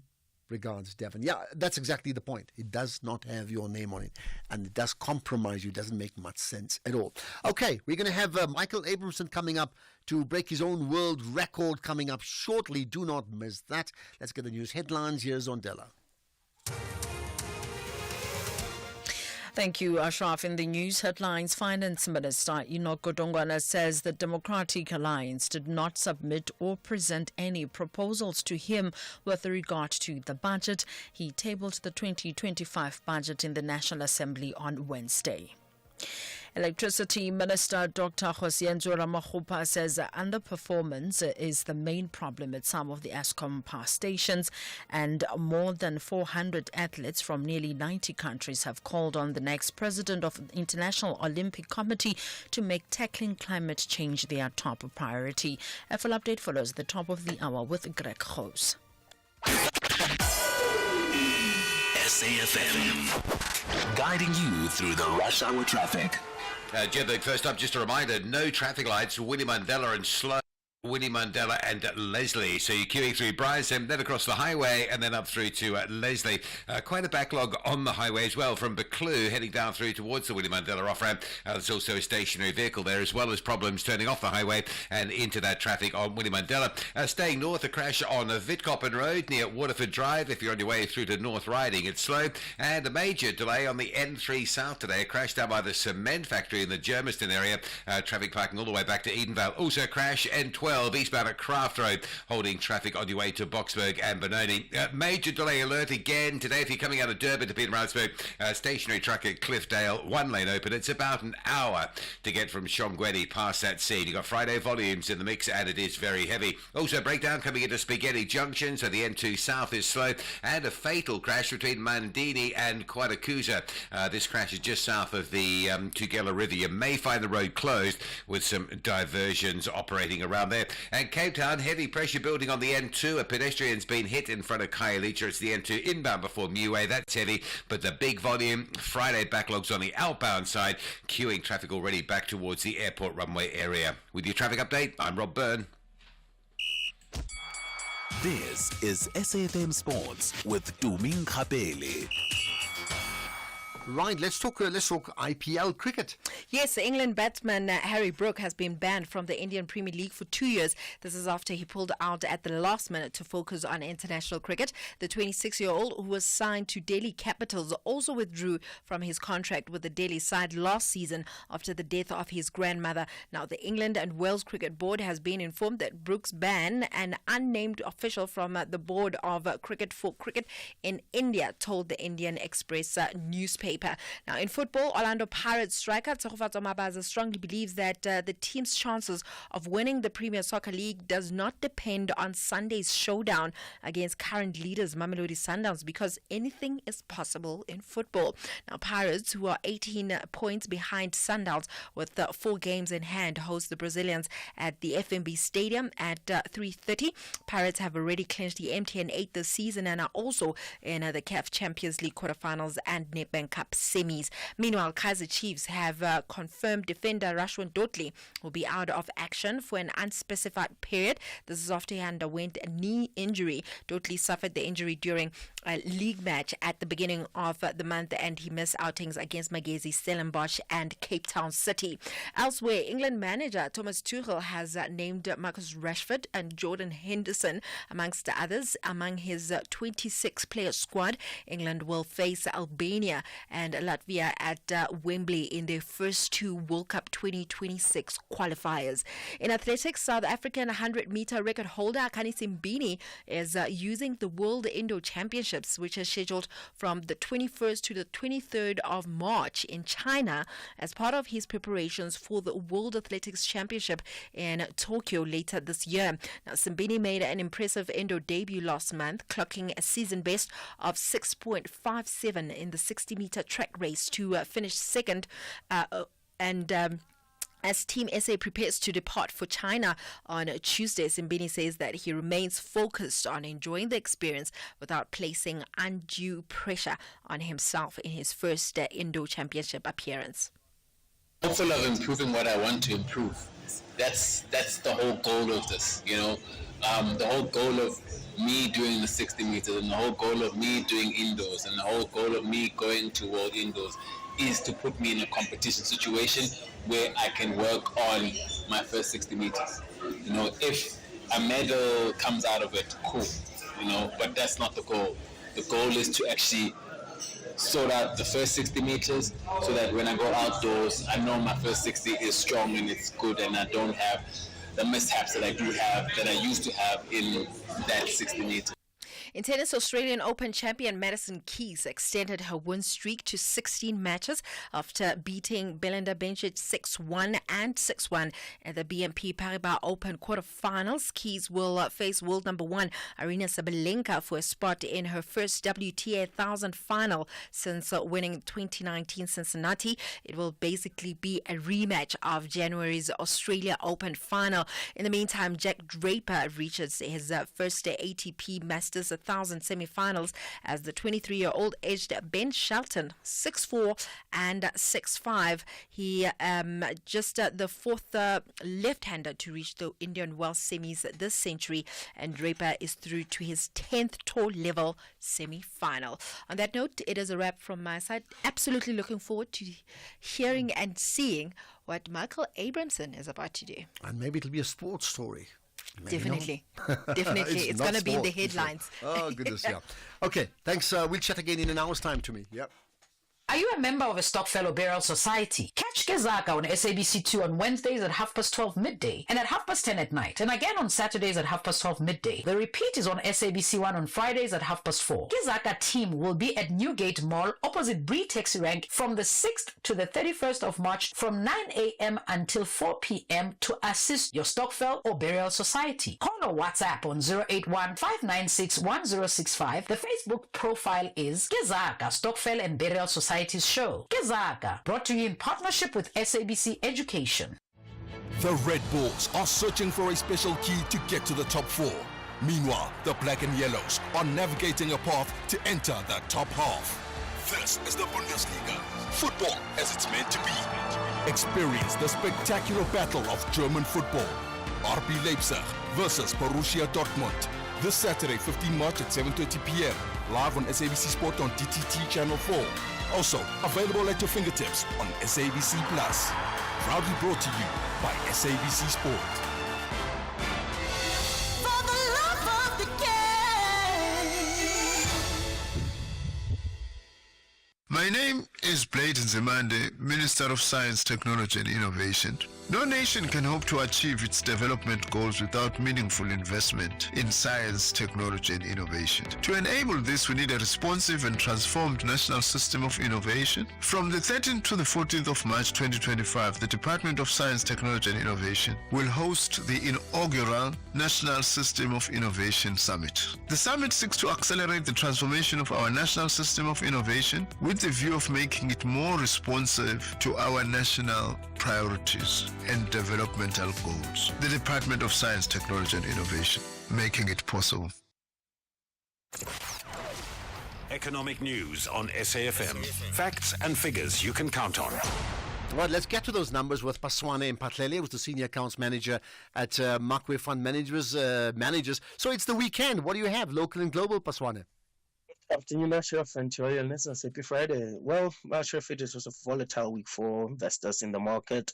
We've looked from globally and local. We saw our budget didn't spark enough confidence around our local ink stocks, as still more work needs to be done. Global trade wars, global trade wars sees Trump continue to be a concern. He's indicating that he's not going to back down from his current efforts as he's trying to make America great again, generate its revenue where he can decrease costs so that he can create sustainable growth and job levels. And this type of development is seeing worries of a slowdown in the economy, in the U.S. economy through the data we've been seeing, and has raised the cautious worries around recession. But we've seen yield spreads are not necessarily breaking out to indicate this, but has been reflected in the stock market where it's been down 10%, entering a correction phase, but we've seen some rebound taking place. The administration is not necessarily focused on the stock market like the first administration,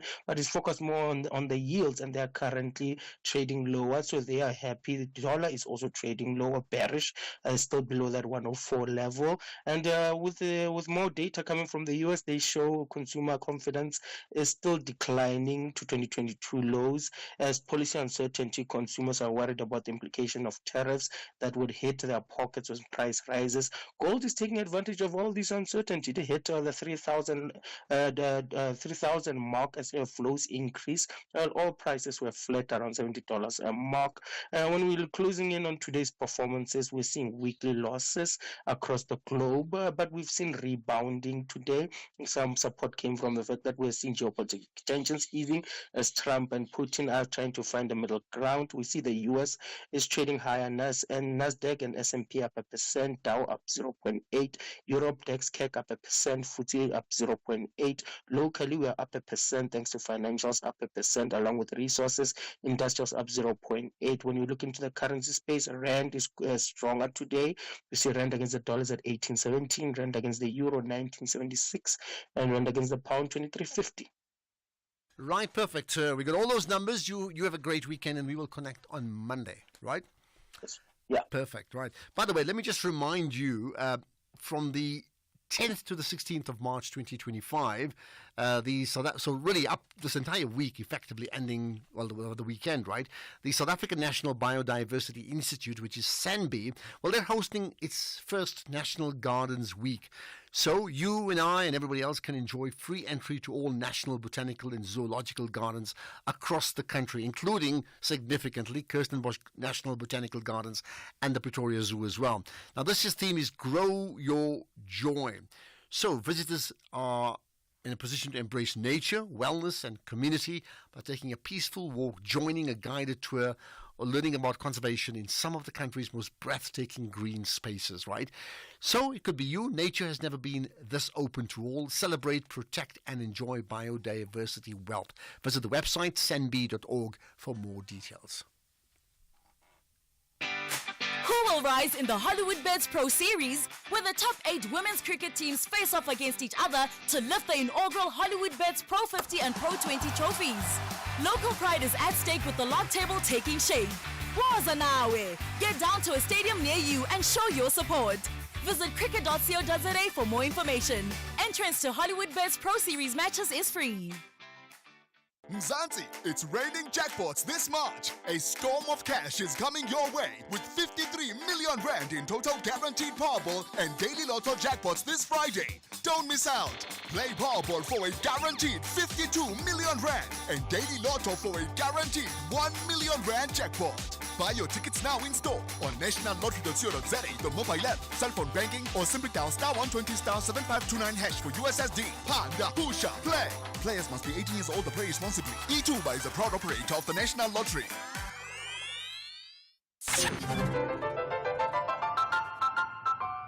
Hi, my name is Kutlwana Masote, your host of Weekend Sundowner Classics every Saturday and Sunday afternoon between the hours of 4 and 7 p.m. exclusively on SAFM. Now, this is where you get your best classical music jams on any radio platform. Join me every Saturday and Sunday afternoon between 4 and 7 p.m. Weekend Sundowner Classics.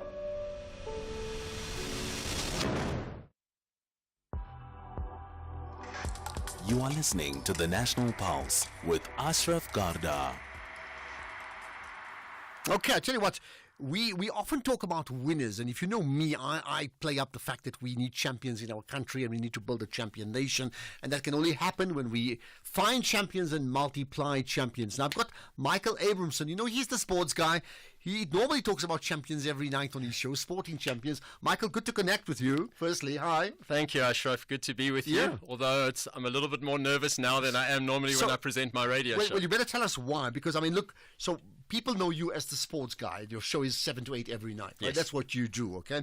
But your Twitter handle indicates something more mysterious about you. What is it? Mysterious is an interesting word. Yes, I'm a professional mentalist, right? But also a memory expert. So 6 years ago, on this day, the 14th of March, it's World Official Pi Day. And I broke the world record. At the time, it was the African and South African record as well for most digits of pi recited. Just to explain, pi is a mathematical constant. It has to do with the circumference I know when I was circles. told about pi when I was a lightie, I sort of switched off, but you better Yes, remind us. most people do switch off. And it's a whole lot of digits, basically. It's a never-ending number, and it has no patterns in it. So I've memorized the first thousands of digits, and we don't have time on a radio show to go through and do 2,000 digits, but I thought we'll do something that's radio friendly. Okay. So today I'm going to try and recite the first 200 digits of pi. I've put on social media all the numbers so people can follow along, just to make sure that I'm saying it. I'll do it blindfolded. And I'm going to try and do it in under 33 seconds, which is a rate of more than 6 digits per second. So how many do you have to do? I mean, you say 6 digits per second. You can do as many as you like. I mean, you have to have at least 100. I'm going to go for 200, but it's the speed I'm going for. Okay. Because the world record is 70,000 So digits. if I think of a guy who's a motor racing commentator, have you ever done motor racing? Not motor horse racing. Horse racing, yes. Have you ever done that? I've commentated pretty much Well, every you know sport. exactly the type of speed that those guys race away. We're going to get more of the same now, but we're talking numbers, right? Correct. Now, the intention is to break a record. Yes, so nobody has ever done it faster in the world. Anywhere. It's not recorded anywhere in the world. I think the fastest time for 200 digits is about 48 seconds. Okay. So I'm going to try and do 33, which is daunting. It's scary. I have to speak incredibly fast, and I have to time my pauses. I have to make sure I take my breath at the right time, because otherwise I throw my mind out of sequence. Okay. So it's very technical, but we'll give it a I'm try. just thinking of an Olympic swimmer here, where they get it all set up and they're breathing all right. You've also got judges here, and I'm Yes. not one of the judges. I'm just introducing you. Why the judges, and what role do they play? To make sure that everything is done legitimately, I have to be blindfolded. They will confirm that the blindfold is a legitimate blindfold. They also have the numbers in front of them, and they're following along to make sure that I say every single digit. Okay. Even though some of them I slur over and I say them quite quickly because I'm obviously going against the clock, but I do have to say every single digit, because the video that we're making gets sent overseas to Germany. They have to verify and ratify every single digit that I say. Okay, now the judges have said, please do not talk to them. They're not going to even say a word on air, but at least we can introduce them. Who Absolutely. are they? Yeah. So they're judges from 2 schools that I have a very, very close relationship with. And wonderful learners at those schools. I've been able to talk and do guest presentations at both schools recently. So we have Suzette Richard on my left, who is the head of mathematics at St. David's Marist-Inanda. Wonderful school, and she's here on Pi Day as the mathematics representative. And then on my right-hand side, Michelle Hoffman, who is the deputy head at Dainfern College and head of academics. I was at the school yesterday, absolutely wonderful school, had a wonderful reception, and just incredible learners at both schools. So I wanted them to be involved. Okay, great, just fabulous. to promote their And I'm schools as well. part of it as well. I mean, intentionally or unintentionally, I'm part of your You're a great part of it. record-breaking attempt, and I'd like to think it's a record-making attempt. Okay, so I'm going to leave it to you now. I'm going to take a back seat. Okay. Whenever you're ready, you can go for it. Let me just take a sip of Take your water, sip of water, because yeah. I need to be able to pronounce all these digits properly. This is the national pulse. You know that. I'm going to ask you, what does your pulse rate feel like right now? The You know pulse rate exactly is what I mean. going, I can tell you. Well, there we are. Also, just a point for people who are interested in the technicalities of this. When the 0 number, I don't say 0, I say O. Because it saves me a syllable. So, and when you're working against the clock, you're allowed to do that. That is legitimate, and the judges allow that. So I'm not going to say 0, I'm going to say O. Okay. Oh, I know that now. Right. All right. I'm leaving it to you. Whenever you're ready, you can go. Fantastic. So we have the first 200 digits of pi. You can Google it. You can follow along on our stream, or you can listen on SAFM, which presumably you're doing at the moment. The first digit, the 3, does not count. So the 3 and the point, it's the 200 digits after that I'm going to try and do in 33 seconds. I'll ask Michelle just to blindfold me. I'll take my glasses off and remove my sense of sight. Thank you very much. Live streaming, you can watch That's it. perfect. Please don't everybody leave at this moment, because I've worked hard for this. I cannot see a thing. Okay, so judges, when you're ready, I'll give you a countdown, and then as I say point, you start the clock. All right, good. Let's do this and try and do these 200 digits as quickly as possible. 3, 2, 1. 3.141592653589793233462643332795828419716939937510582974994 4592371608998620348534211767 98214808651328230664709338 446095505822317253594812848 111745028410270193852 110555964462295895493383196. Right, now That's. You finished, right? I've done it. Now I need the judges to tell me, was that in 33 seconds or how did we do? And they're talking to each other. Okay, we have. About an average of. Okay, we're about 30.8 on this side and 31.3 on that side. So the average, we'll have to verify, it would be around about the early 31s, which would be 2 seconds inside the time that I was needing. Can we call your world record? Unofficially, yes, it's got to get ratified, of course. We don't but need them to ratify. That's Germany's problem. I think we're comfortable within the time. Thank you very much. Can I shake your hand? Of course. Yeah, I need to get up on the chin. Okay, we can try it again. No, we can try 2,000 now. Oh my God! Now he's getting very, very ambitious. No. I've got a sports show to present later. I know you are. Let me shake your hand just for the record. Okay. I can't lose this opportunity. Thank you very much. Fantastic. Absolutely fantastic. It's really tough because what you have to do is I learn it in a pattern. So what I do is I learn about 10 digits at a time. Then I go over it and over it and over it. Because in memory we have a saying that repetition is the mother of skill. So I spend a lot of time in the gym every day. I sit in the sauna and the steam room every day just to rest my voice. And people say to me, what are you doing? Why are you saying numbers to yourself all the time? All the other people, they say, hey, what are you doing? I say to them, I'm attempting to break a world record.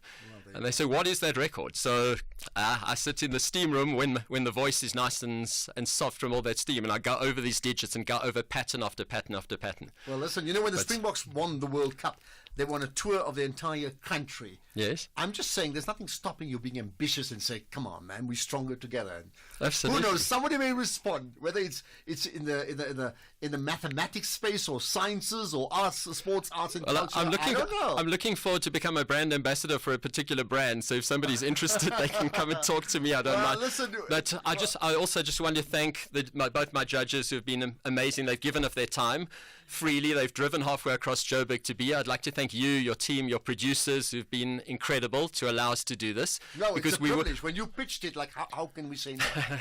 And your friendship over the years has been incredible. So thank you so much for that. And we were going to do this on my show, but it wouldn't have had relevance in a sports show. Well, so thank you for allowing this. this. There's a quick one, Doctor, and this came afterwards. Dr. Philemon Mahuma, midstream. He's a wonderful man. He's a regular on my radio show also. We are listening and cheering for Michael Abramson. And then he said, well done. So this is after the event. Fantastic. Absolutely. Well, listen, wonderful to be associated with a winner. And long may that continue. Thank you so much for having us, and really appreciate your time. And if you ask me one question, just ask me. Yes. I want you to ask this. Like, Ashraf, what's your purpose? I'll answer it because it's important. Okay, Ashraf, what is your purpose? I build champions. Fantastic. Okay, and in just facilitating means I build champions, because you know this. I feel strongly about it. We say champion people build champion nations. So we need the collective of the champion people to build South Africa into a champion nation. Well done. You're doing a great job. True to the cause. Perfect. Thank you. Thank you so much. Your time's up, but okay, your record's not up. Absolutely not. Michael Abramson, world record holder, year live on the National Pulse. In fact, check the video clip as well. We'll post it on our social media platforms soon. I'm sure Michael's going to do it as well. The mentalist, right? At Memory Mentalist on X, and Power Brain on Facebook and on LinkedIn as well, all over the place. On my YouTube channel, it's Michael Abramson, Memory Expert and Mentalist. And he talks sport. They did say sport is all about a mind game. Now we know that, right? This is the National Pulse. Kathy Motlatlana on SAFM. So when it comes then to the issue of Bakersdale, are you saying that as council, you take a step back and you watch what is happening because it's effectively out of your hands because you've handed over that site? You are not hearing me, Kate. I'm saying to you, on a weekly basis, there's a steering committee where the municipality is represented. But currently, the Bakersdale Urban Renewal Project is the responsibility of TCT as an appointed. I'm saying to you that you cannot absolve yourself of the responsibility. The responsibility of the municipality happens in the steering committee, where we raise issues that are related to the project and everything that is related to us as a municipality. Councillor William Mateke, Mayor of the Rand West Local Municipality. The Talking Point with Kathy Motlatlana. Weekdays, 9 a.m. till midday. These are the weekend shows on SAFM. Music of Africa with Shayla Ndikumana. The Jet Set Breakfast with Michelle Constant. Seasons with Khomotso KG Mwekezi. The soundtrack of your life with Ernest Pillay. Weekend Sundowner Classics with Kutlwano Masote. Spotlight with Zai Khan. The Weekend with John Gerika.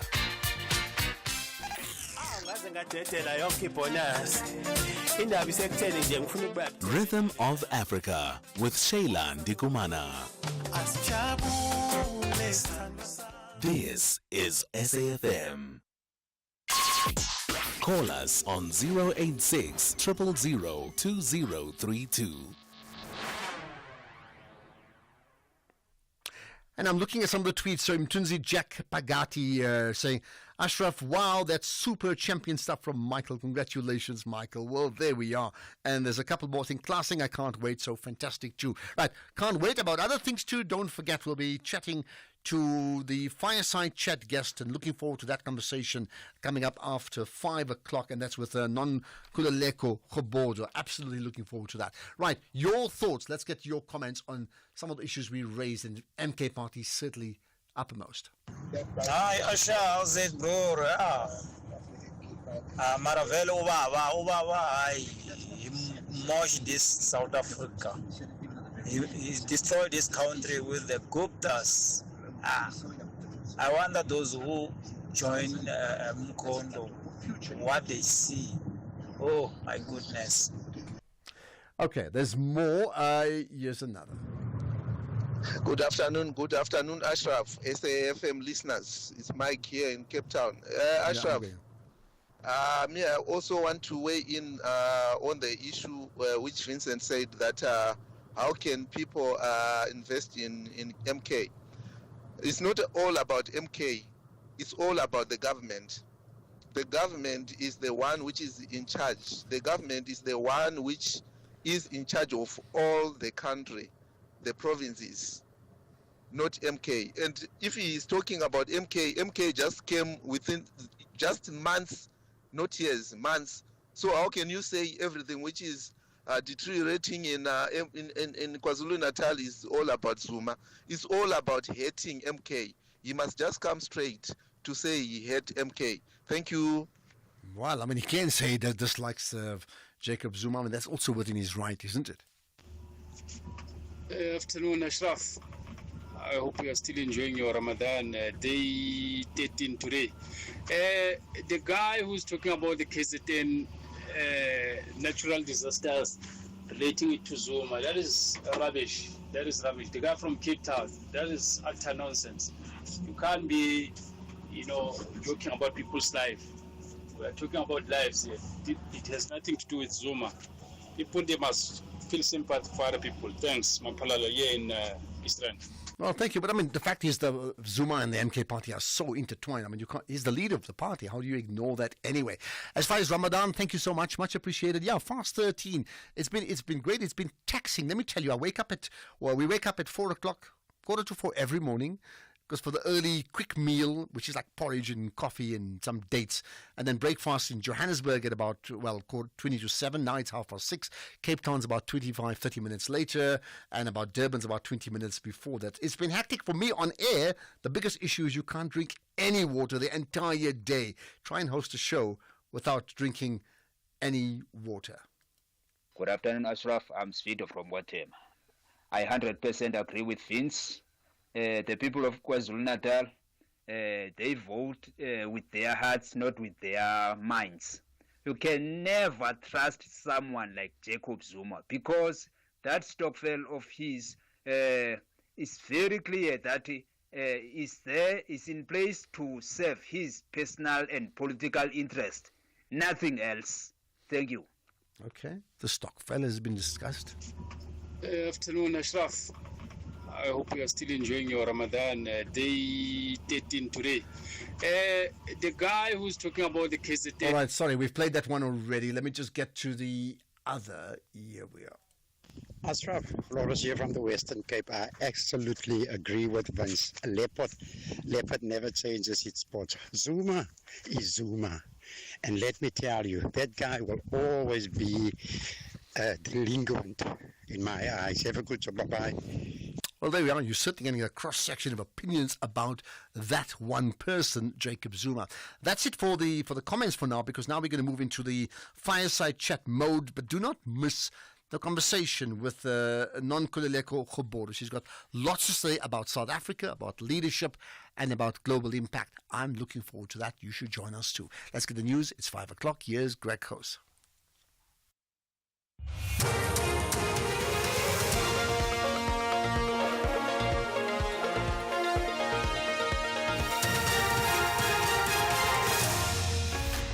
Thank you, Ashraf. Finance Minister says DA didn't submit budget proposals and arrests over kidnapping of Pakistani businessman.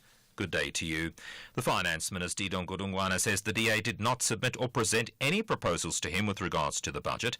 He tabled the 2025 budget in the National Assembly on Wednesday. This after the budget tabling was postponed last month due to unhappiness among GNU partners, ANC included, over a proposed 2 percentage point VAT increase.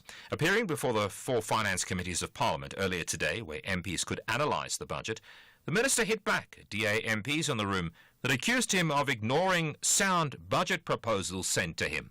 As of now, I don't have a proposal from the DA. All I do know is that they've sent a letter to the president, not to me. They've sent a letter to the president, not to me. I've never had those proposals. Indeed, there were other things they raised in cabinet. Those things that were raised in cabinet, such as spending reviews and structural reforms, are incorporated in the speech. The Electricity Minister, Khosensoro Makgopa, says underperformance is the main problem at some of the Eskom power stations. During his site visit to the Letabo power station in the Free State, he says he's identified a number of issues at the power station and Eskom is addressing them. The Letabo power station is one of the underperforming power stations that contributed to the recent rolling blackouts. The minister says they're in the process of returning the station to its former glory following its poor performance over the past few weeks. Some of the issues that are coming up is the conversations we're having at Letabo, just enabling the station managers, the GM, the agility and the speed to respond to outages, to ensure that they are able to procure quicker, faster. And it's the things that Mr. Nxumalo, as the head of generation, because that's his domain, will be able to engage with the GM and find a way that is long-lasting but enables and empowers the station managers to respond with speed in relation to the trips and the units failing. So I'm confident. The following story contains graphic details which may upset sensitive listeners, including children. A woman who gave birth by C-section near Thohoyandou in Limpopo 2 years ago is still experiencing complications. The 34-year-old woman urinates through her anus and defecates through her vagina. She also suffered a stroke after the operation. A family member has accused health authorities of alleged negligence and ignoring her plight. When we get there to visit her, she was doing a lot. She cried and cried, but she was not able to talk. But then she ended up telling my mother that she's seen this problem of her taking out the things have to get out from the back are getting out from the front. She said when she tries to tell the doctors and the nurses are not being patient with her to raise that problem. I would like people who know the specialists and the doctors which work with this situation to help us. But some of the doctors that we are getting, they need money. More than 400 athletes from nearly 90 countries have called on the next president of the International Olympic Committee to make tackling climate change their top priority. The 2028 Olympics are due to be held in Los Angeles in the US, which experienced devastating wildfires earlier this year. The BBC's Joanna Keane has more.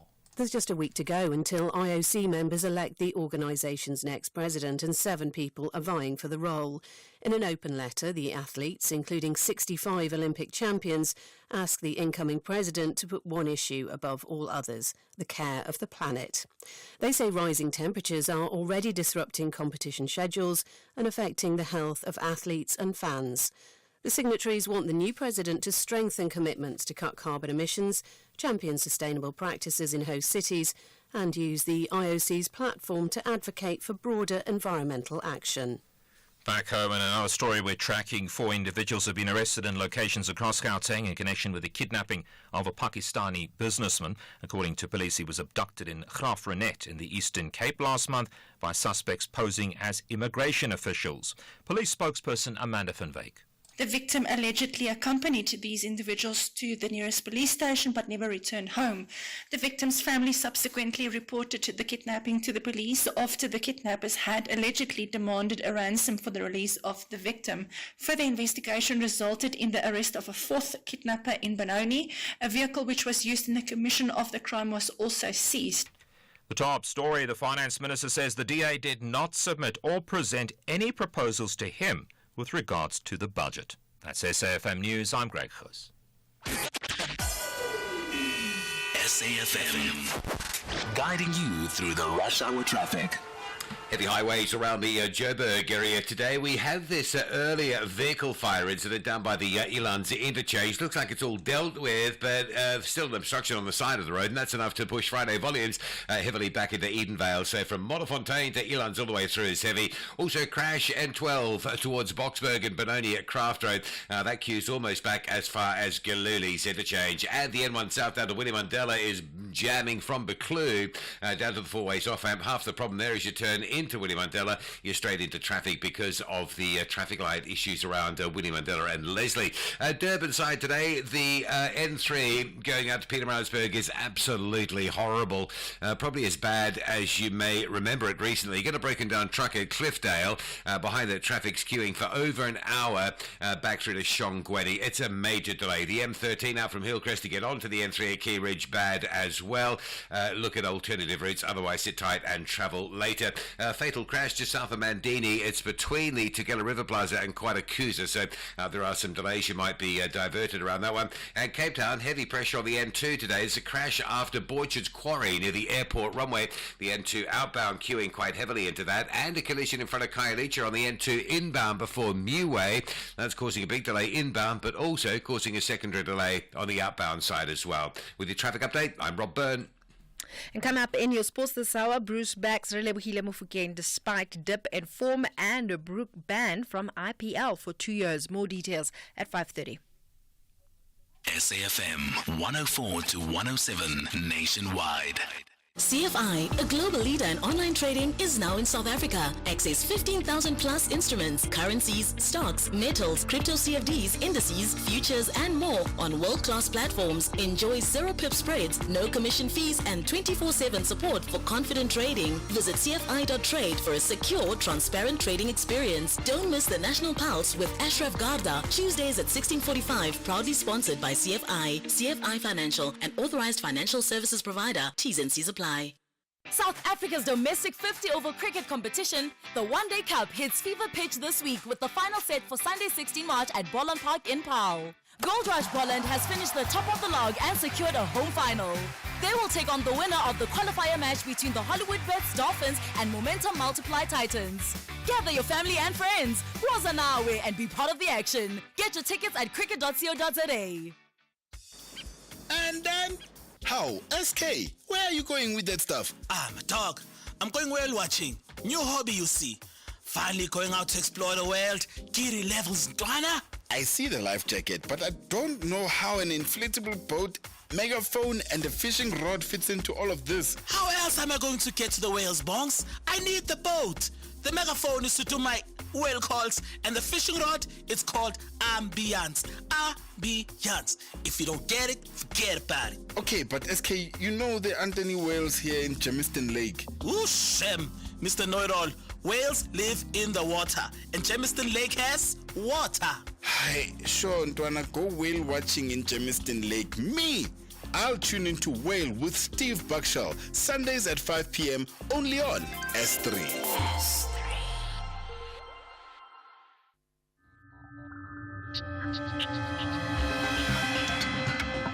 The National Pulse with Ashraf Garda on SAFM. You're listening to the National Pulse, weekdays 3 to 6 p.m. And that listener who called, messaged earlier to say you're following and you're wishing Michael Abramson well, and I got your picture. You're saying, yeah, we took that picture together at the Nelson Mandela, not Nelson Mandela, the SAFM annual lecture where you had Naledi Pandor, who now heads up the Nelson Mandela Foundation, as the guest speaker. Certainly remember that meeting with you, and great. And thanks for the picture. Really nice to check it out as well. Okay, let's move on now to what we do every Friday. You know that for the last hour, we go into what we call fireside chat mode, and we speak to someone more often than not, someone very, very inspiring, but also has strong views on a whole range of issues. And we pick that person's brain up to 6 o'clock. And today, my guest is someone who's been involved, I would think, in the financial world, as a chartered accountant, but who's now the CEO of Awakened Global, which means I must ask her about all of that, right? And I am referring to Nonkululeko Gobodo. So looking forward to that. So let's get to first things first. You're with us here, of course. We're doing it online, and good to connect with you. It's been a long, long time. Nonkululeko Gobodo. Welcome to the show. Thank you, Ashraf. Hello. Yeah, I can hear you. Go ahead. Sorry, carry on. Oh, okay. Yeah. Thank you. Great to be here with you. Absolutely. And looking forward to picking your brain for the next 45, 50 minutes or so, right? So let's start with this. I mean, I know you were involved, or you're part of the founders of Sizwe in Saluba, Nonkululeko, and that certainly was groundbreaking, and I'll come back to that in a moment. But interestingly enough, you are the CEO of Awakened Global, and if I look at your pictures, you've got a book that you are carrying in all your pictures that's got the word awakened in that book. So I think it's a necessary reason for me to start with that, right?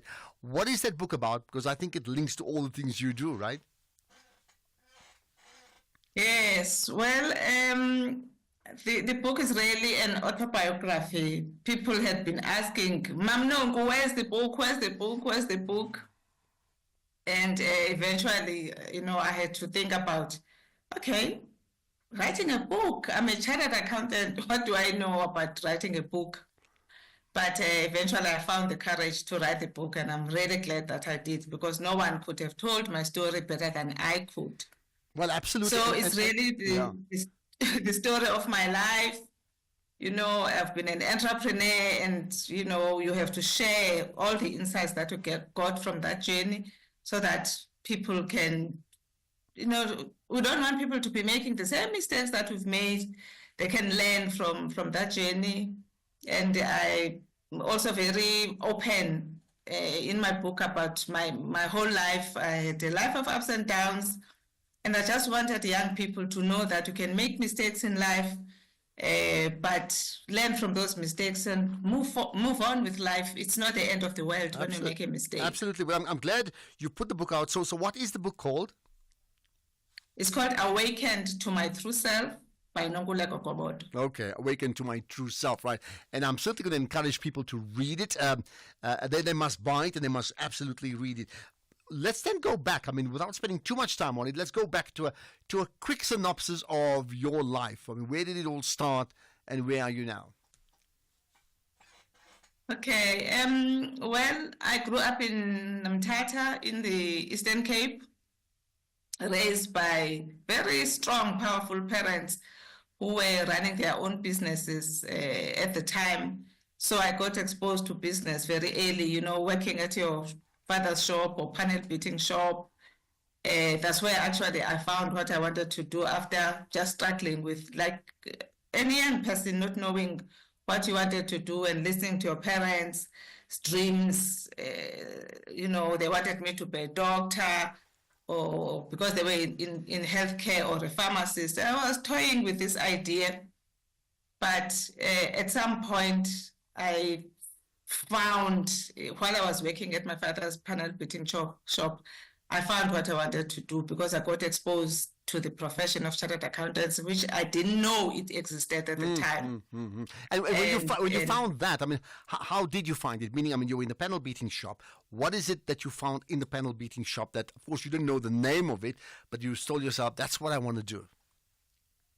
Yes, so I was working at this panel beating shop called AA2 Bodyworks, and I was a bookkeeper.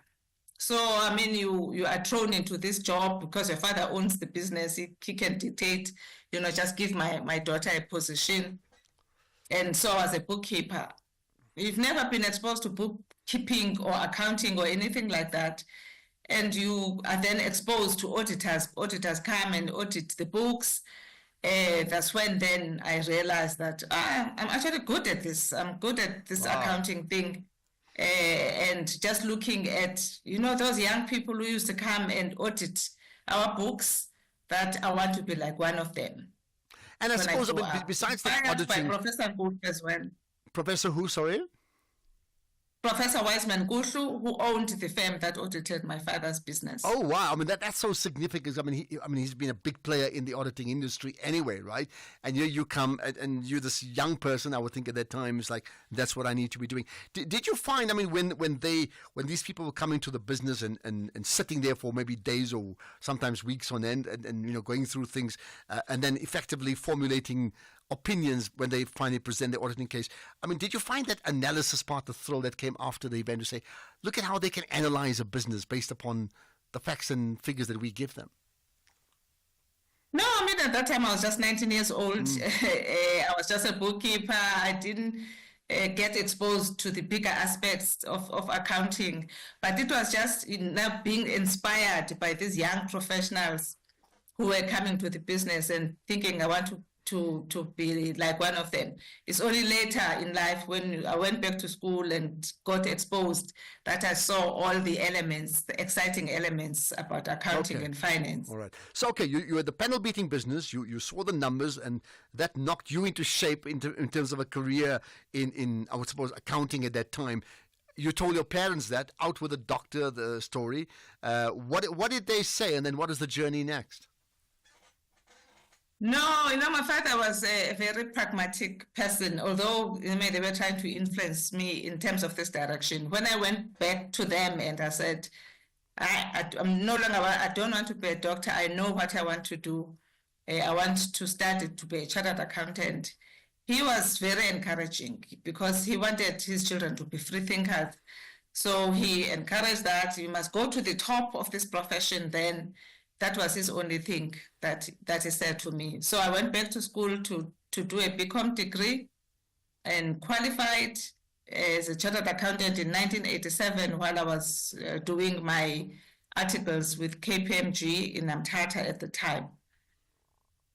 And he made the point to you to said, whatever you choose, but you must go to the top, right? Yes. And that was my father was very passionate about education. I think he saw it as the only way we would be able to make, a living in South Africa at the time. Okay. How did you feel about that? Was that pressure for you, or was that a good ambition to say, don't just do this, but you have to go to the very top? Because in reality, you did then go to the very top. But at that stage, how did you feel about it?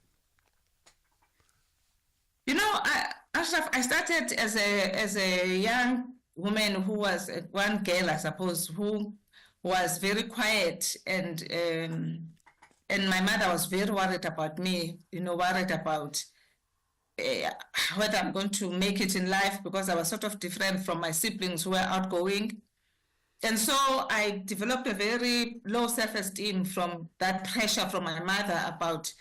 Whether I'm going to make it in life. You sort of believe what people think about you, that you won't, you won't, maybe I will be a failure in life.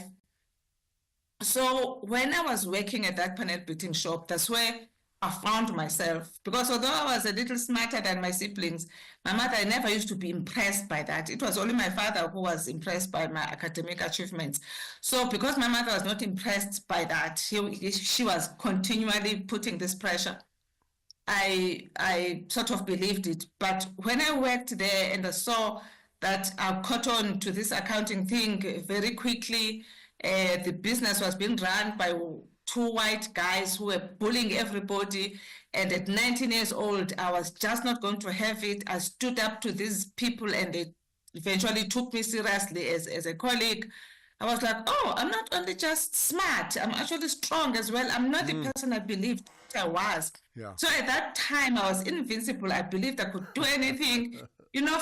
From believing you'll be a failure and suddenly believing in yourself, Yeah, it was a huge transformation for me. I mean, what a line. I believe I was invincible, almost like Superman or Superwoman. I mean, it just gives you that sense of extra confidence about yourself. Okay, then, I mean, so then that journey from, being the CA, right, at some stage then you decided to get into your own practice and then become part of a significant practice that, in fact, I want us to talk about, because I think that was groundbreaking. So let's do that in a moment. Let me remind people, I'm chatting to the once founder of Sizwe Insaluba, Nonkululeko, and now the CEO of Awakened Global, and she's with us here on the Friday Fireside Chat. And I'll ask her about how that company was formed and the impact that it had right after this. Specsavers now looks after your hearing as well as your vision with Specsavers Audiology. With 60 stores and counting, we are South Africa's largest audiology group. For a limited time only, buy one rechargeable hearing aid and get 50% off the second. You heard right. Buy one rechargeable hearing aid and get 50% off the second. Find your nearest store at specsavers.co.za. Specsavers Audiology. Test your hearing and join the conversation. T's and C's apply. Mzansi, it's raining jackpots this March. A storm of cash is coming your way with 53 million rand in total guaranteed Powerball and Daily Lotto jackpots this Friday. Don't miss out. Play Powerball for a guaranteed 52 million rand and Daily Lotto for a guaranteed 1 million rand jackpot. Buy your tickets now in store on nationallottery.co.za, the mobile app, cell phone banking, or simply dial *120*7529# for USSD. Panda, Pusha, play. Players must be 18 years old to play responsibly. E2 is a proud operator of the National Lottery. Copperbelt ladies and Durban ladies both want to collect maximum points in the early days of the season. Who will dominate this 90 minutes? Limpopo or KZN? This is the Hollywood Bet Super League. Catch Mzansi Queens of the beautiful game. Copperbelt ladies versus Durban ladies on Saturday 15 March at 11:30 a.m. Live on SABC Sport on DTT Channel 4. Also available at your fingertips on SABC Plus. Proudly brought to you by SABC Sport. For the love of the game. The National Pulse, weekdays, 3 to 6 p.m.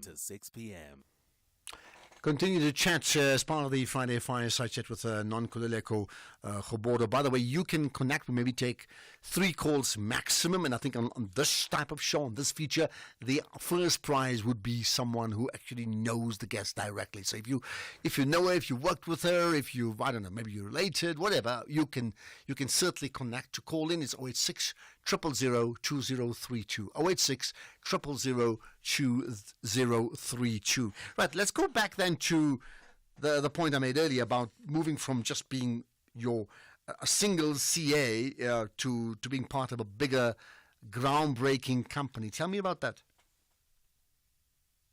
Well, yeah, after working as an accountant, I then decided to start my own business and open my own practice back in Mthatha, which was a small practice that grew, to 2 partners and 30 staff.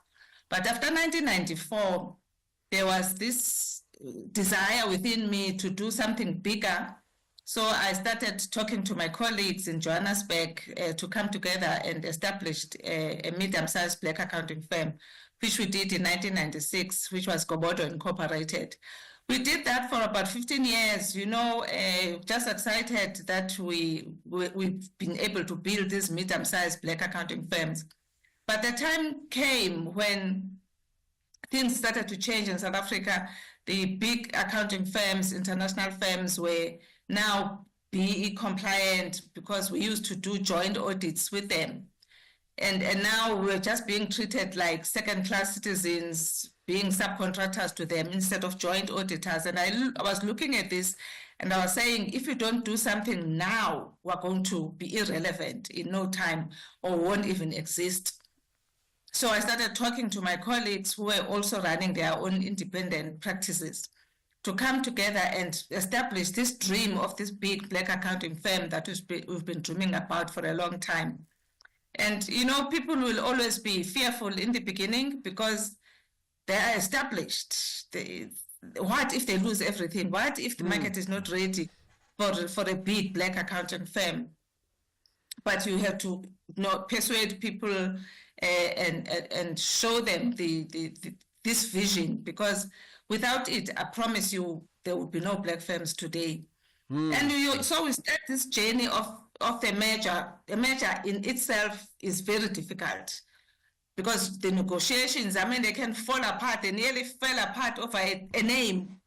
What should be this name?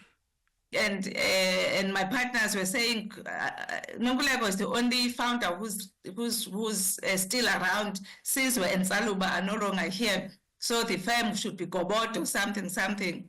And the other guys were like, no, we want our name and we want it in front, the full name and in front. So I woke up one day and I said, no, this vision is bigger than me. The name of this firm is Sizwe and Saluba Gobodo. That's how we then were able to launch the firm and start that journey of putting together these two medium-sized black accounting firms to create this big black firm that became the 5th largest in the country at that time, competing with these international firms that we never thought even that was possible, doing big assignments of state-owned companies on our own when we used to be joint auditors with the big accounting firm. So it was a life-changing journey, very difficult and very hard. When after 3 years we realized that we've crossed the Rubicon, we were established, we can now relax and just focus on building our business. Okay. Yeah, well, crossing a Rubicon is what somebody else didn't do a long time ago. When you crossed your own Rubicon, as you said, I mean, from being, 3 partners or in your own businesses, of course, the challenge was you had to get the big deals now, right? Because you're a bigger company, bigger expectations, more staff. You had to nail that down. How easy or difficult was it to pitch for that sort of business and to actually get it? Yeah. I must say that, first of all, this thing of these joint audits, remember, we really depended on the Big Four for everything. For the proposal, we used their studios, they would lead this whole thing of pitching for this job. And all of a sudden now we had to do it ourselves. We had to develop our own studios and develop our own methodologies to pitch for these jobs and do it ourselves. Although that was rewarding in the fact that I already felt that like my dignity was restored, that I could do a proposal in my own offices and live in my own car with my partners to go to this pitch. But of course, it didn't start with a proposal. It started with us introducing this big black accounting firm and doors slamming on our faces, people saying we raise funds overseas, internationally. Who is going to give us money if our auditors are Sizwe and Saluba Gobodo? Forget it. And not allowing that to discourage you, Sure, we're fearful. Our partners will say, you see, what if the market indeed is not ready for us? But when you are courageous and you believe in yourself, it's amazing how courage will be just, rewarded. So we pitched for these jobs. And then we got our first breakthrough. It's businesses like that. You just need that first breakthrough. What was that first breakthrough? Yeah. It was when we were appointed the sole auditors of Transnet. Oh my goodness. It was like a dream that have come true. We had never seen anything like that in our lives. When I got that call from the chair of the audit committee of Transnet saying the board of Transnet have decided to award Sizwe and Saluba Gobodo the sole auditors of Transnet, it changed our lives. And our staff, you can imagine, they were following us around this vision, but everybody was fearful. Will we make it? Will this succeed? So that job gave us the confidence. We celebrated in our courtyard, and everybody just relaxed from that time, and we just started winning these big jobs on our own. Yeah, but also, obviously you had to deliver, right? Because now there's huge expectations at Transnet and others do, but also it meant that, the auditing fees were much bigger. This is a big organization. And, your point about it was a game changer. It sets you all up, I would think, financially as well for the rest of your lives, yeah?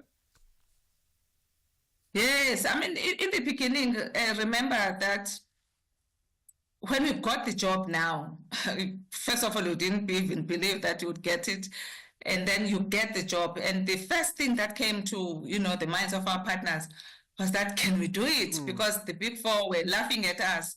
And they were saying, we know that we're going to fail. Most everybody expected us to fail. And myself and Victor Segese, who were joint leaders of this firm, had to now motivate our own partners and our own staff to believe that we could do it. And my mantra was like, we will sleep at Transnet. We're not going to disappoint ourselves. And the board, those who we're dealing with, were telling us that, when you get an audit for the first time, even the Big Four, you can make mistakes here and there, but you guys, you cannot afford to make a mistake. So we knew that we just had to succeed from that very first word go. So I remember the first results now with us as auditors. Everybody came. Well, okay, pause on that, because I want to know what everybody did with those first results. But and on that successful note, let's then segue to the news. Here's Greg Gross. Quick look at the headlines. The Finance Minister says the DA did not submit or present any proposals to him with regards to the budget. Action SA's rejected Johannesburg's newly adopted adjustment budget, slamming the ongoing electricity surcharge as an unfair burden on residents. And the US President Donald Trump has indicated that the US had very good and productive discussions with the Russian leader yesterday, and that there was a very good chance that the war in Ukraine could finally come to an end. There's a full update at the top of the hour. SAFM, guiding you through the rush hour traffic.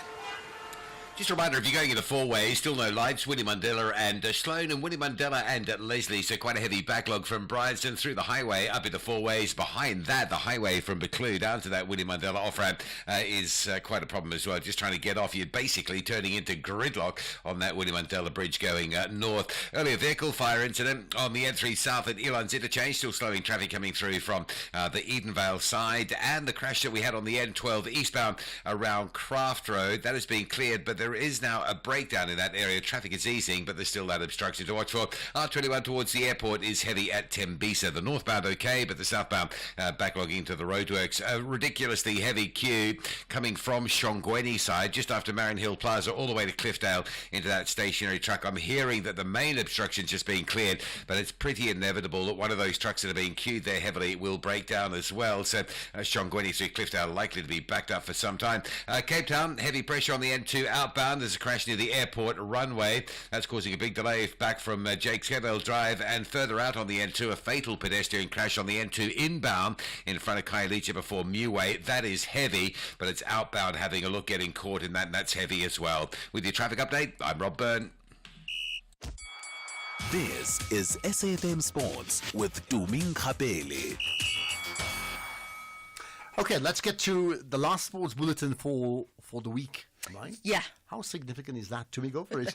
Alrighty, let's start off with football, where Bafana coach Hugo Bruce has promised to continue supporting attacker Relebohile Mofokeng, arguing that it is normal for the youngster to experience a slump. The national team mentor has picked the 20-year-old for the upcoming FIFA World Cup qualifiers against Lesotho and Benin. And Bruce says that according to his observation, the noise around the Orlando Pirates talisman, as well as reports of interest abroad, could be the contributing factors for his recent dip in form. There is so much around Rele for the moment. Teams who are interested, certainly there has already been spoken about this. Also the pressure on him. 8 months ago, nobody knew Mofokeng. And then suddenly it exploded with Pirates, and he became a very good player, and everybody expected, I don't know what from him, but he's only still 22. 20. Yeah, okay. 1 year, and he's only playing 1 year in a team like Pirates. So you see now that he's getting a little So his level is a little bit less. So you can't drop him now because his level is less. I will always support him. But he has to go over that.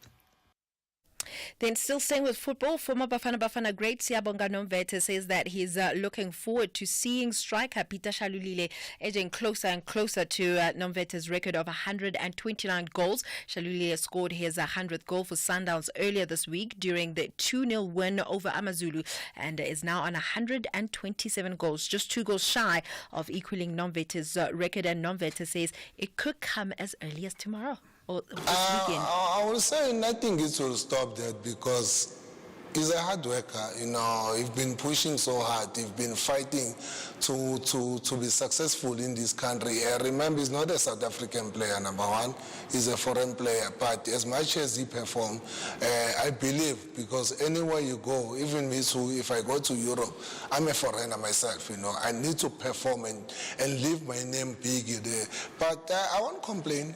You know, and he's doing well at Sundowns.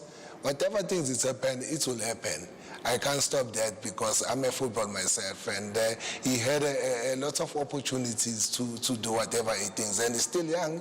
He can continue and go further and further and further up until someone will come and break another record.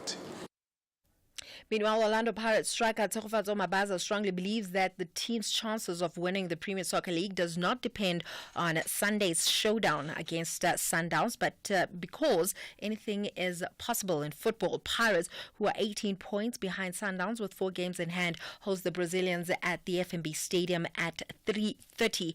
And also, elsewhere, England manager Thomas Tuchel has named Marcus Rashford and Jordan Henderson, amongst others, among his 26-player squad. England will face Albania and Latvia at Wembley in their first 2 World Cup 2026 qualifiers. In cricket, England batsman Harry Brook has been banned from the Indian Premier League for 2 years. This is after he pulled out at the last minute to focus on international cricket. The 26-year-old, who was signed at Delhi Capitals, also withdrew from his contract with the Delhi side last season after the death of his grandmother. Meanwhile, South Africa's F1 bid to host the Grand Prix is gaining momentum as the process enters the final week before interested parties submit their request to express interest to host the F1 race in South Africa. Bidding promoters across the country are expected to submit their final expression of interest bids on the 18th of March to be considered for qualification to host an F1 Grand Prix, while the Kyalami Grand Prix circuit in Midrand is deemed 90% ready and the forefront runner to host an F1 race. The city of Cape Town also has shown some sort of interest. Then in rugby, the Toyota Cheetahs will be hunting for their first win in the SA Cup this evening when they take on the Leopards in Bloemfontein. The Cheetahs have been boosted by the return of several players from injury, including the exciting outside back of Michael Annis. Now, Annis started a hamstring injury or sustained a hamstring injury while scoring a try for the Cheetahs in the EPCR Challenge Cup clash against Zebre in Amsterdam. On that note, it is a wrap from my side for this week. I'll be back again next week. So every Friday I have to ask you one question. What's your weekend plan? So this weekend I am working, and I'm working all the way in Polokwane City, Hollywood Bay. It's Super League, it's Copper Belts. The first game is Copper Belt, ladies versus Durban ladies. And then also we have First Touch playing Tears Galaxy.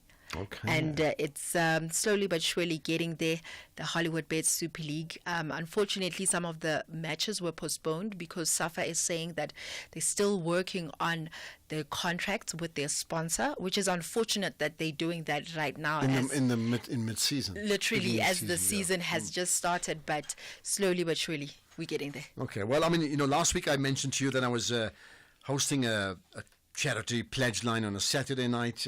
This week? And then, last week. And then Sunday. So I was like really moch. And I was fasting and it was really exhausting. And I was sick as well, as you know. Yeah. This week I'm doing nothing. You're relaxing. Absolutely. You deserve So it. if I watch any sport or anything like that, it's just complete at leisure. Yeah. Well, that's it. Ke nna Tumi Nkgapele, Modimo ke yo.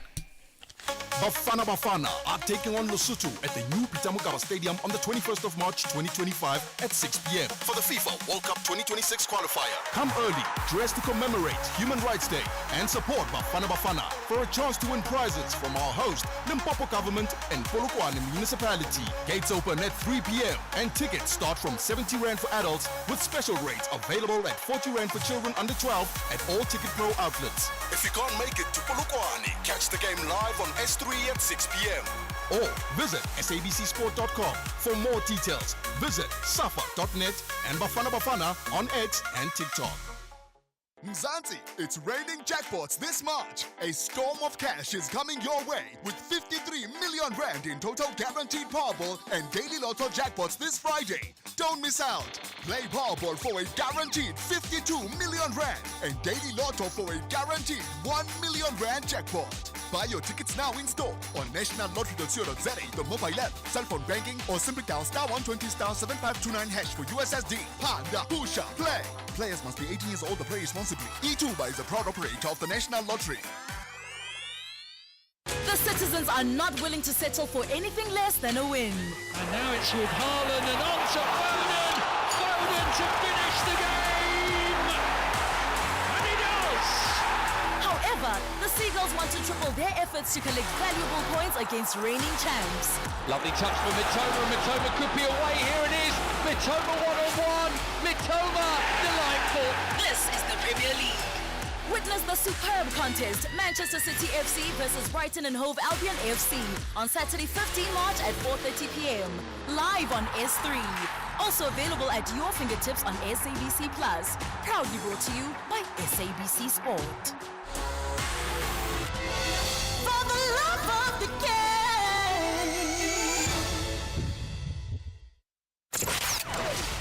Economic news on SAFM. Facts and figures you can count on. Right, Jimmy, no show today, I know that, but certainly the markets continue. So what can you tell us on your last working stint for the week? Good afternoon, Ashraf. Good afternoon to the listeners. Markets are closing out the week in positive territory. Yesterday, when we looked at the markets, all of the international indices were in the red. Today, they were all in the green. SA markets included, they were also in the green. The biggest gainers in the Asian session were the Hang Seng and the Shanghai Composite Index. Hang Seng was up about 2.2%. European markets were also in the green, as I mentioned. The biggest gainer there, the DAX, up 1.6%. Nasdaq's currently up 2%, S&P up 1.6%. So those earlier weeks' losses are seemingly coming back around. The top 40 as well closed out in the green, closed out 1% in the green. The all share up almost a 4% as well. Resources were up about 0.2% there, where financials were up 1.2% and industrials up almost a 4%. The top 40 hasn't closed out in positive territory this week, but reversing pretty much most of the losses that we saw throughout the week. When we look at the currencies, the Rand, 18 Rand 19 against the US dollar, 23.51 against the British pound, and 19.77 is what €1 will cost you. $1 Australian dollar will cost you 11 Rand and 49 cents. And the big news is on the commodities side of things. Palladium back at $9.75, platinum above $1,000 a fine ounce, Brent crude $70.10 a barrel, but the gold price currently at $2,981, but having hit $3,000 for the first time in history today, making new all-time highs. Clearly, the risk sentiment is still very much in favor of safe haven assets like gold. We're seeing that the markets are starting to finally settle in a little bit and perhaps digest even greater the overall geopolitical tensions that we've been seeing play out throughout the week. We know that, of course, anything can change when we have executive orders and tariffs being levied across the board from the United States and from countries responding to the United States with these adjustments. We're going to keep an eye on these movements going into the weekend, going into next week. We know we've got some inflation data coming out of some regions next week. We know we potentially have an interest rate decision out of the U.S. next week. We've got our own interest rate decision later this month. Next week is, of course, a shorter trading week for South Africa with the public holiday that is next week Friday. But by all accounts, markets looking rather positive going into this weekend. We hope that going into next week we can maintain that level of momentum. We are halfway through the month of March and effectively halfway through the first quarter of the year from a trading perspective. perspective. So we'll see how the first quarter shapes up as we wrap up the month of March. For now, Ashraf, back to you. Okay, perfect, Jimmy. You have a great weekend, and we will connect on Monday as always. Right? Thank you for your time. So there we are. No markets on a Friday, but we have a special show reviewing the week coming up 6 to 7, and then followed by sport with the record-breaking Michael Abramson from 7 to 8. You're listening to the National Pulse on SAFM. Okay, let's get back then to our fireside chat with a fabulous guest who certainly should, in many ways, inspire you to go out and do whatever it is that you dream of doing, right? I'm talking to Nonkululeko, or Nonku as she calls herself, Gobodo, once the founder of that auditing agency, Sizwe auditing firm, in fact, Sizwe in Sabula Gobodo, and now, of course, part of the CEO of Awakened Global. I want to pick up on that, Awakened, because, I'm worried about, ideally I'd like to talk to you for 2 hours, but we've got 15 minutes, right? So tell me about Awakened Global. What is that? Because now you're out of the auditing company, right, that you spoke about. That company that you celebrated, right? That's what happened there?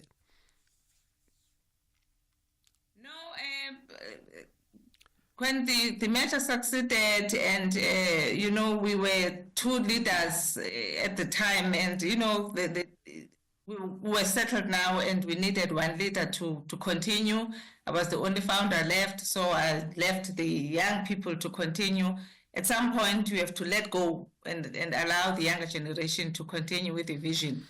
So that's when I left the profession at the time. Okay, right. So then fast forward to, sorry, do you want to say something else? Go ahead. No, so when I left Sizwe Nzaloba Gobodo, I established a leadership consulting firm called Nkululeko Leadership, which I left again after 6 years for my partners to continue.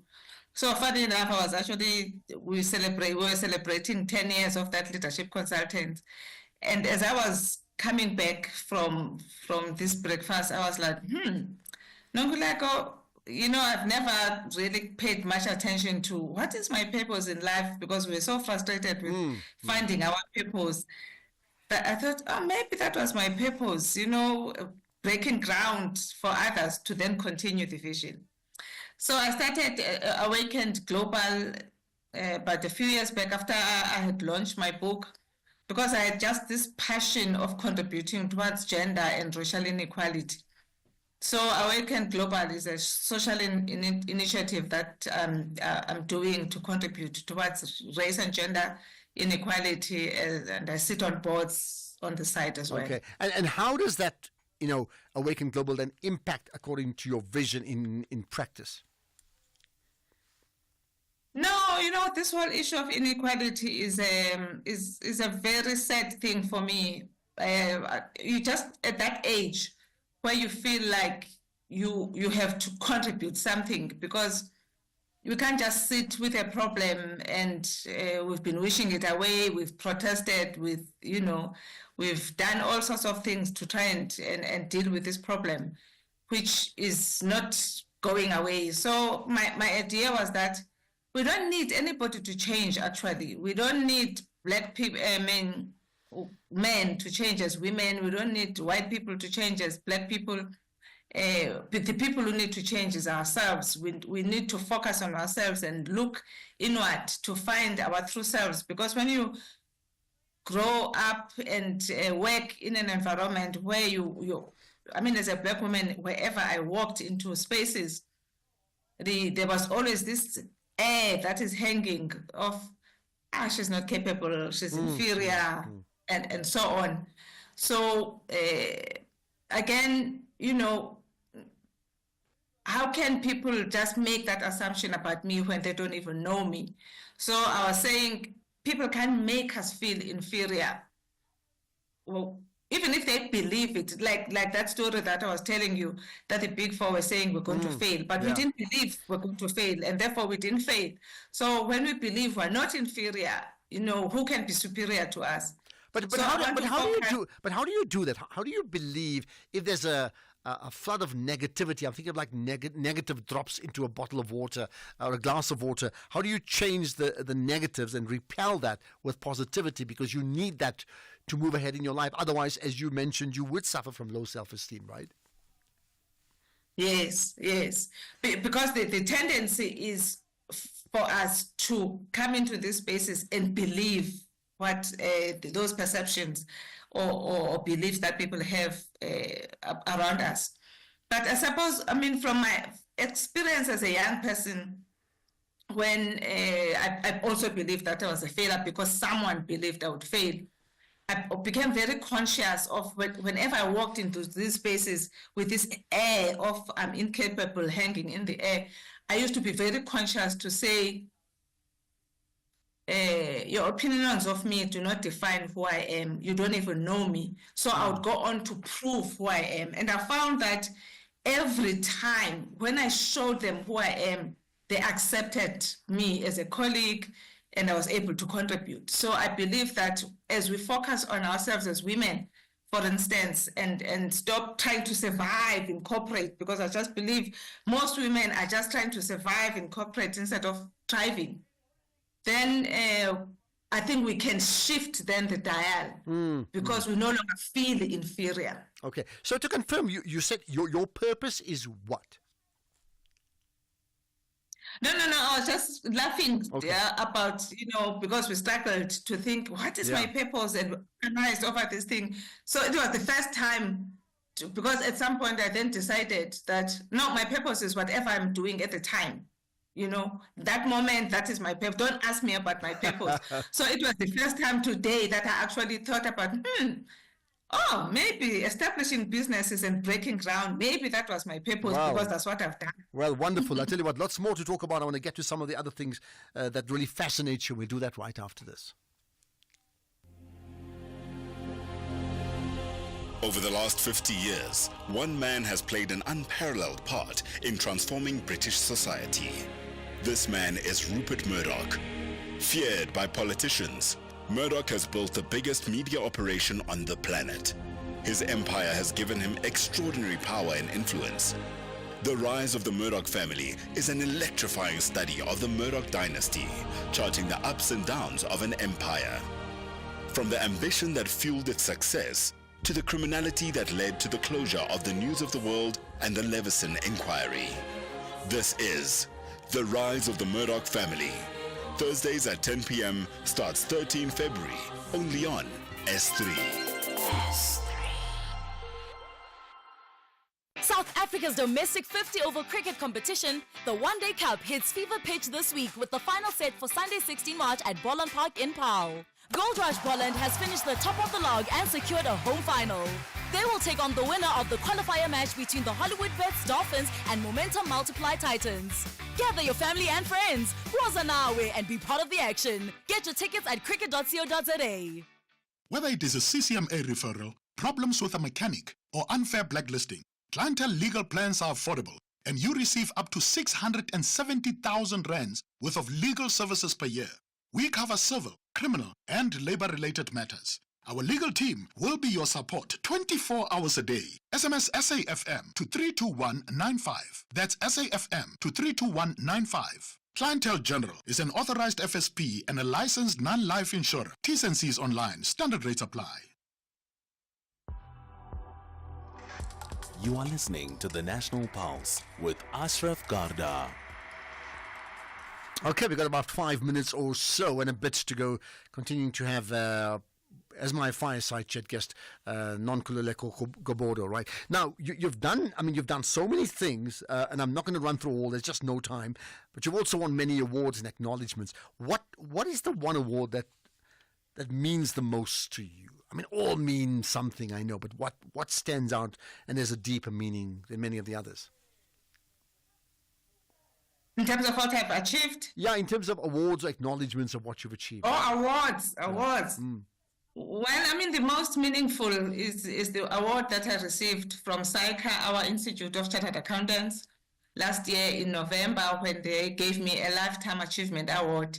For me, just being acknowledged by your own profession as the pioneer that you've been, it was like such an affirmation of what I've achieved and what I've done for the accounting profession. Yeah, That's the fabulous. one Yeah. that stands out of all of them All right. that I've received. And of all the things you've done, I mean, when you reflect on your legacy, what legacy are you leaving? No, I always had this passion of proving to myself and others that as a Black woman, there was nothing that I couldn't do. So establishing Sizwe Ntsalo Gobodo as the 5th largest accounting firm in South Africa, leaving a legacy for future generations, that firm still growing as strong as it's now called S&G Grant Thornton. It's like I wanted a Black child to know that there is nothing that they cannot do. Yeah, good point. So it's like a beacon of light All right. for young people. Okay, now I know all about your book. Is there any other book you're reading right now? Well, I mean, the fascinating book that I was reading recently is the Black Jacobins. You know that story of the revolution of Saint Domingo. Yes, because I mean the story of Haiti is just such a fascinating one for me because I'm so passionate about inequality. Proof that when you are determined, you can achieve anything. Nothing is impossible. So I believe that we can shift this dial of inequality and live, in a society of equality. Well, interesting. You said, I mean, nothing is impossible. Is there a favorite line or quote that you often use that is just such a great affirmation? No, right now my favorite quote is by Elena Rosenfeld that says, "No one can make you feel inferior without your consent." No one can make you feel inferior without your consent. It's a good point. Absolutely good one to remember. Give a shout out to a young person, a young South African that you are so impressed with, and shout out that person's name. Well, I mean, I don't know young people, but I'm really proud of my children and what they have achieved. And I've watched my own son, Kaya Gobodo, do amazing things in the financial services. I just want to say I'm proud of you, Kaya Gobodo. Okay, well, there you are. And is there a person, I mean, any age that you haven't had the opportunity, but you'd still cherish the opportunity of, sharing a cup of coffee, like at a seat at the table? For me? Yeah, for anybody, like you just haven't had the chance to have coffee with that person ever, and you'd love to. All of these young people who admire me, who see me as far away, whenever I get an opportunity, someone saying, "I look up to you, Sisi, can I have coffee at lunch?" I always just make my time available because I know that one moment with me can change their lives. And it absolutely can. But I mean, is there somebody that you'd like to meet, not somebody that a young person wants to meet you? Is there someone that you still haven't had that opportunity to meet that person and you say, "I wish I could meet that person for coffee"? Oh, okay. For me, maybe Barack Obama. Okay. He is just such an inspiration to all of us. He proved to the world that as Black people, there's nothing we cannot do. So I'd love to have a cup of coffee with Barack Obama. I mean, we've got 2 minutes to go, so quick answer. Maybe we'll get you another chat one other day. How do we fix South Africa? What's the one thing that you'd offer to do to help our country? Oh, don't talk to me about my country right now. I'm so depressed about my country because I just feel like we're running out of time. After 30 years, we're still, trying to fix basic problems in South Africa. I suppose, I mean, what we need is really just leadership who are committed to change our country, to change the lives of the majority of Black South Africans, to grow our economy. I mean, just we're increasing sales, VAT. We're not talking about how do we grow the economy so that everyone can participate in the economy. Yeah, that's what I would like to see, a growing economy. Do you have a quick 30-second story to share with us? Just a nice story about anything, with just 30 seconds. I mean, I just want to say to young people that let's not wait for leaders. We are the leaders that can change our country. Wherever you are, just do your job. Just give it your best. Because I make the point of how do you link your personal purpose, right, with the national purpose? I mean, do you agree that often we're good at what we do, but we don't make the link between what we do must be good for South Africa too? I suppose, there are many people who are, working in the public sector, contributing. But the reality of the situation is that we've seen so many careers destroyed in the public sector, and young people are afraid to go there right now. Yeah, true. Let's end with this. It's been wonderful talking to you. But here's my final thought to you. How would you've done so much, right? How would you like to be remembered?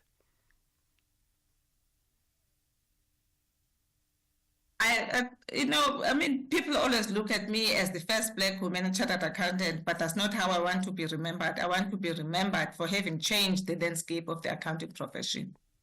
And in doing so, you changed the landscape of South Africa as well. So I tell you what, wonderful talking to you. Perhaps we'll have another chat, a thought leader conversation about how we can really change the South African landscape big time. That's a more serious conversation. But for now, wonderful to talk to you. Great privilege for you to inspire the nation through the National Pulse. So thank you for your time. Goodbye and good night. Bye. Thank you. There we are. Fascinating. We'll have that up as a podcast, ASAP, as well as many of the other conversations we've had today. Don't forget that name, Nonkululeko Gobodo. It's 6 o'clock. Time for the news. Here's Greg House.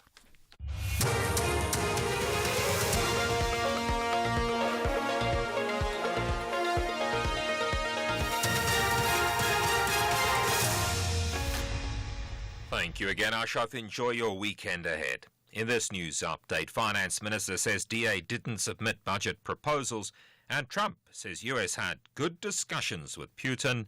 Good evening. The Finance Minister, Idon Godongwana, says the DA did not submit or present any proposals to him with regards to the budget.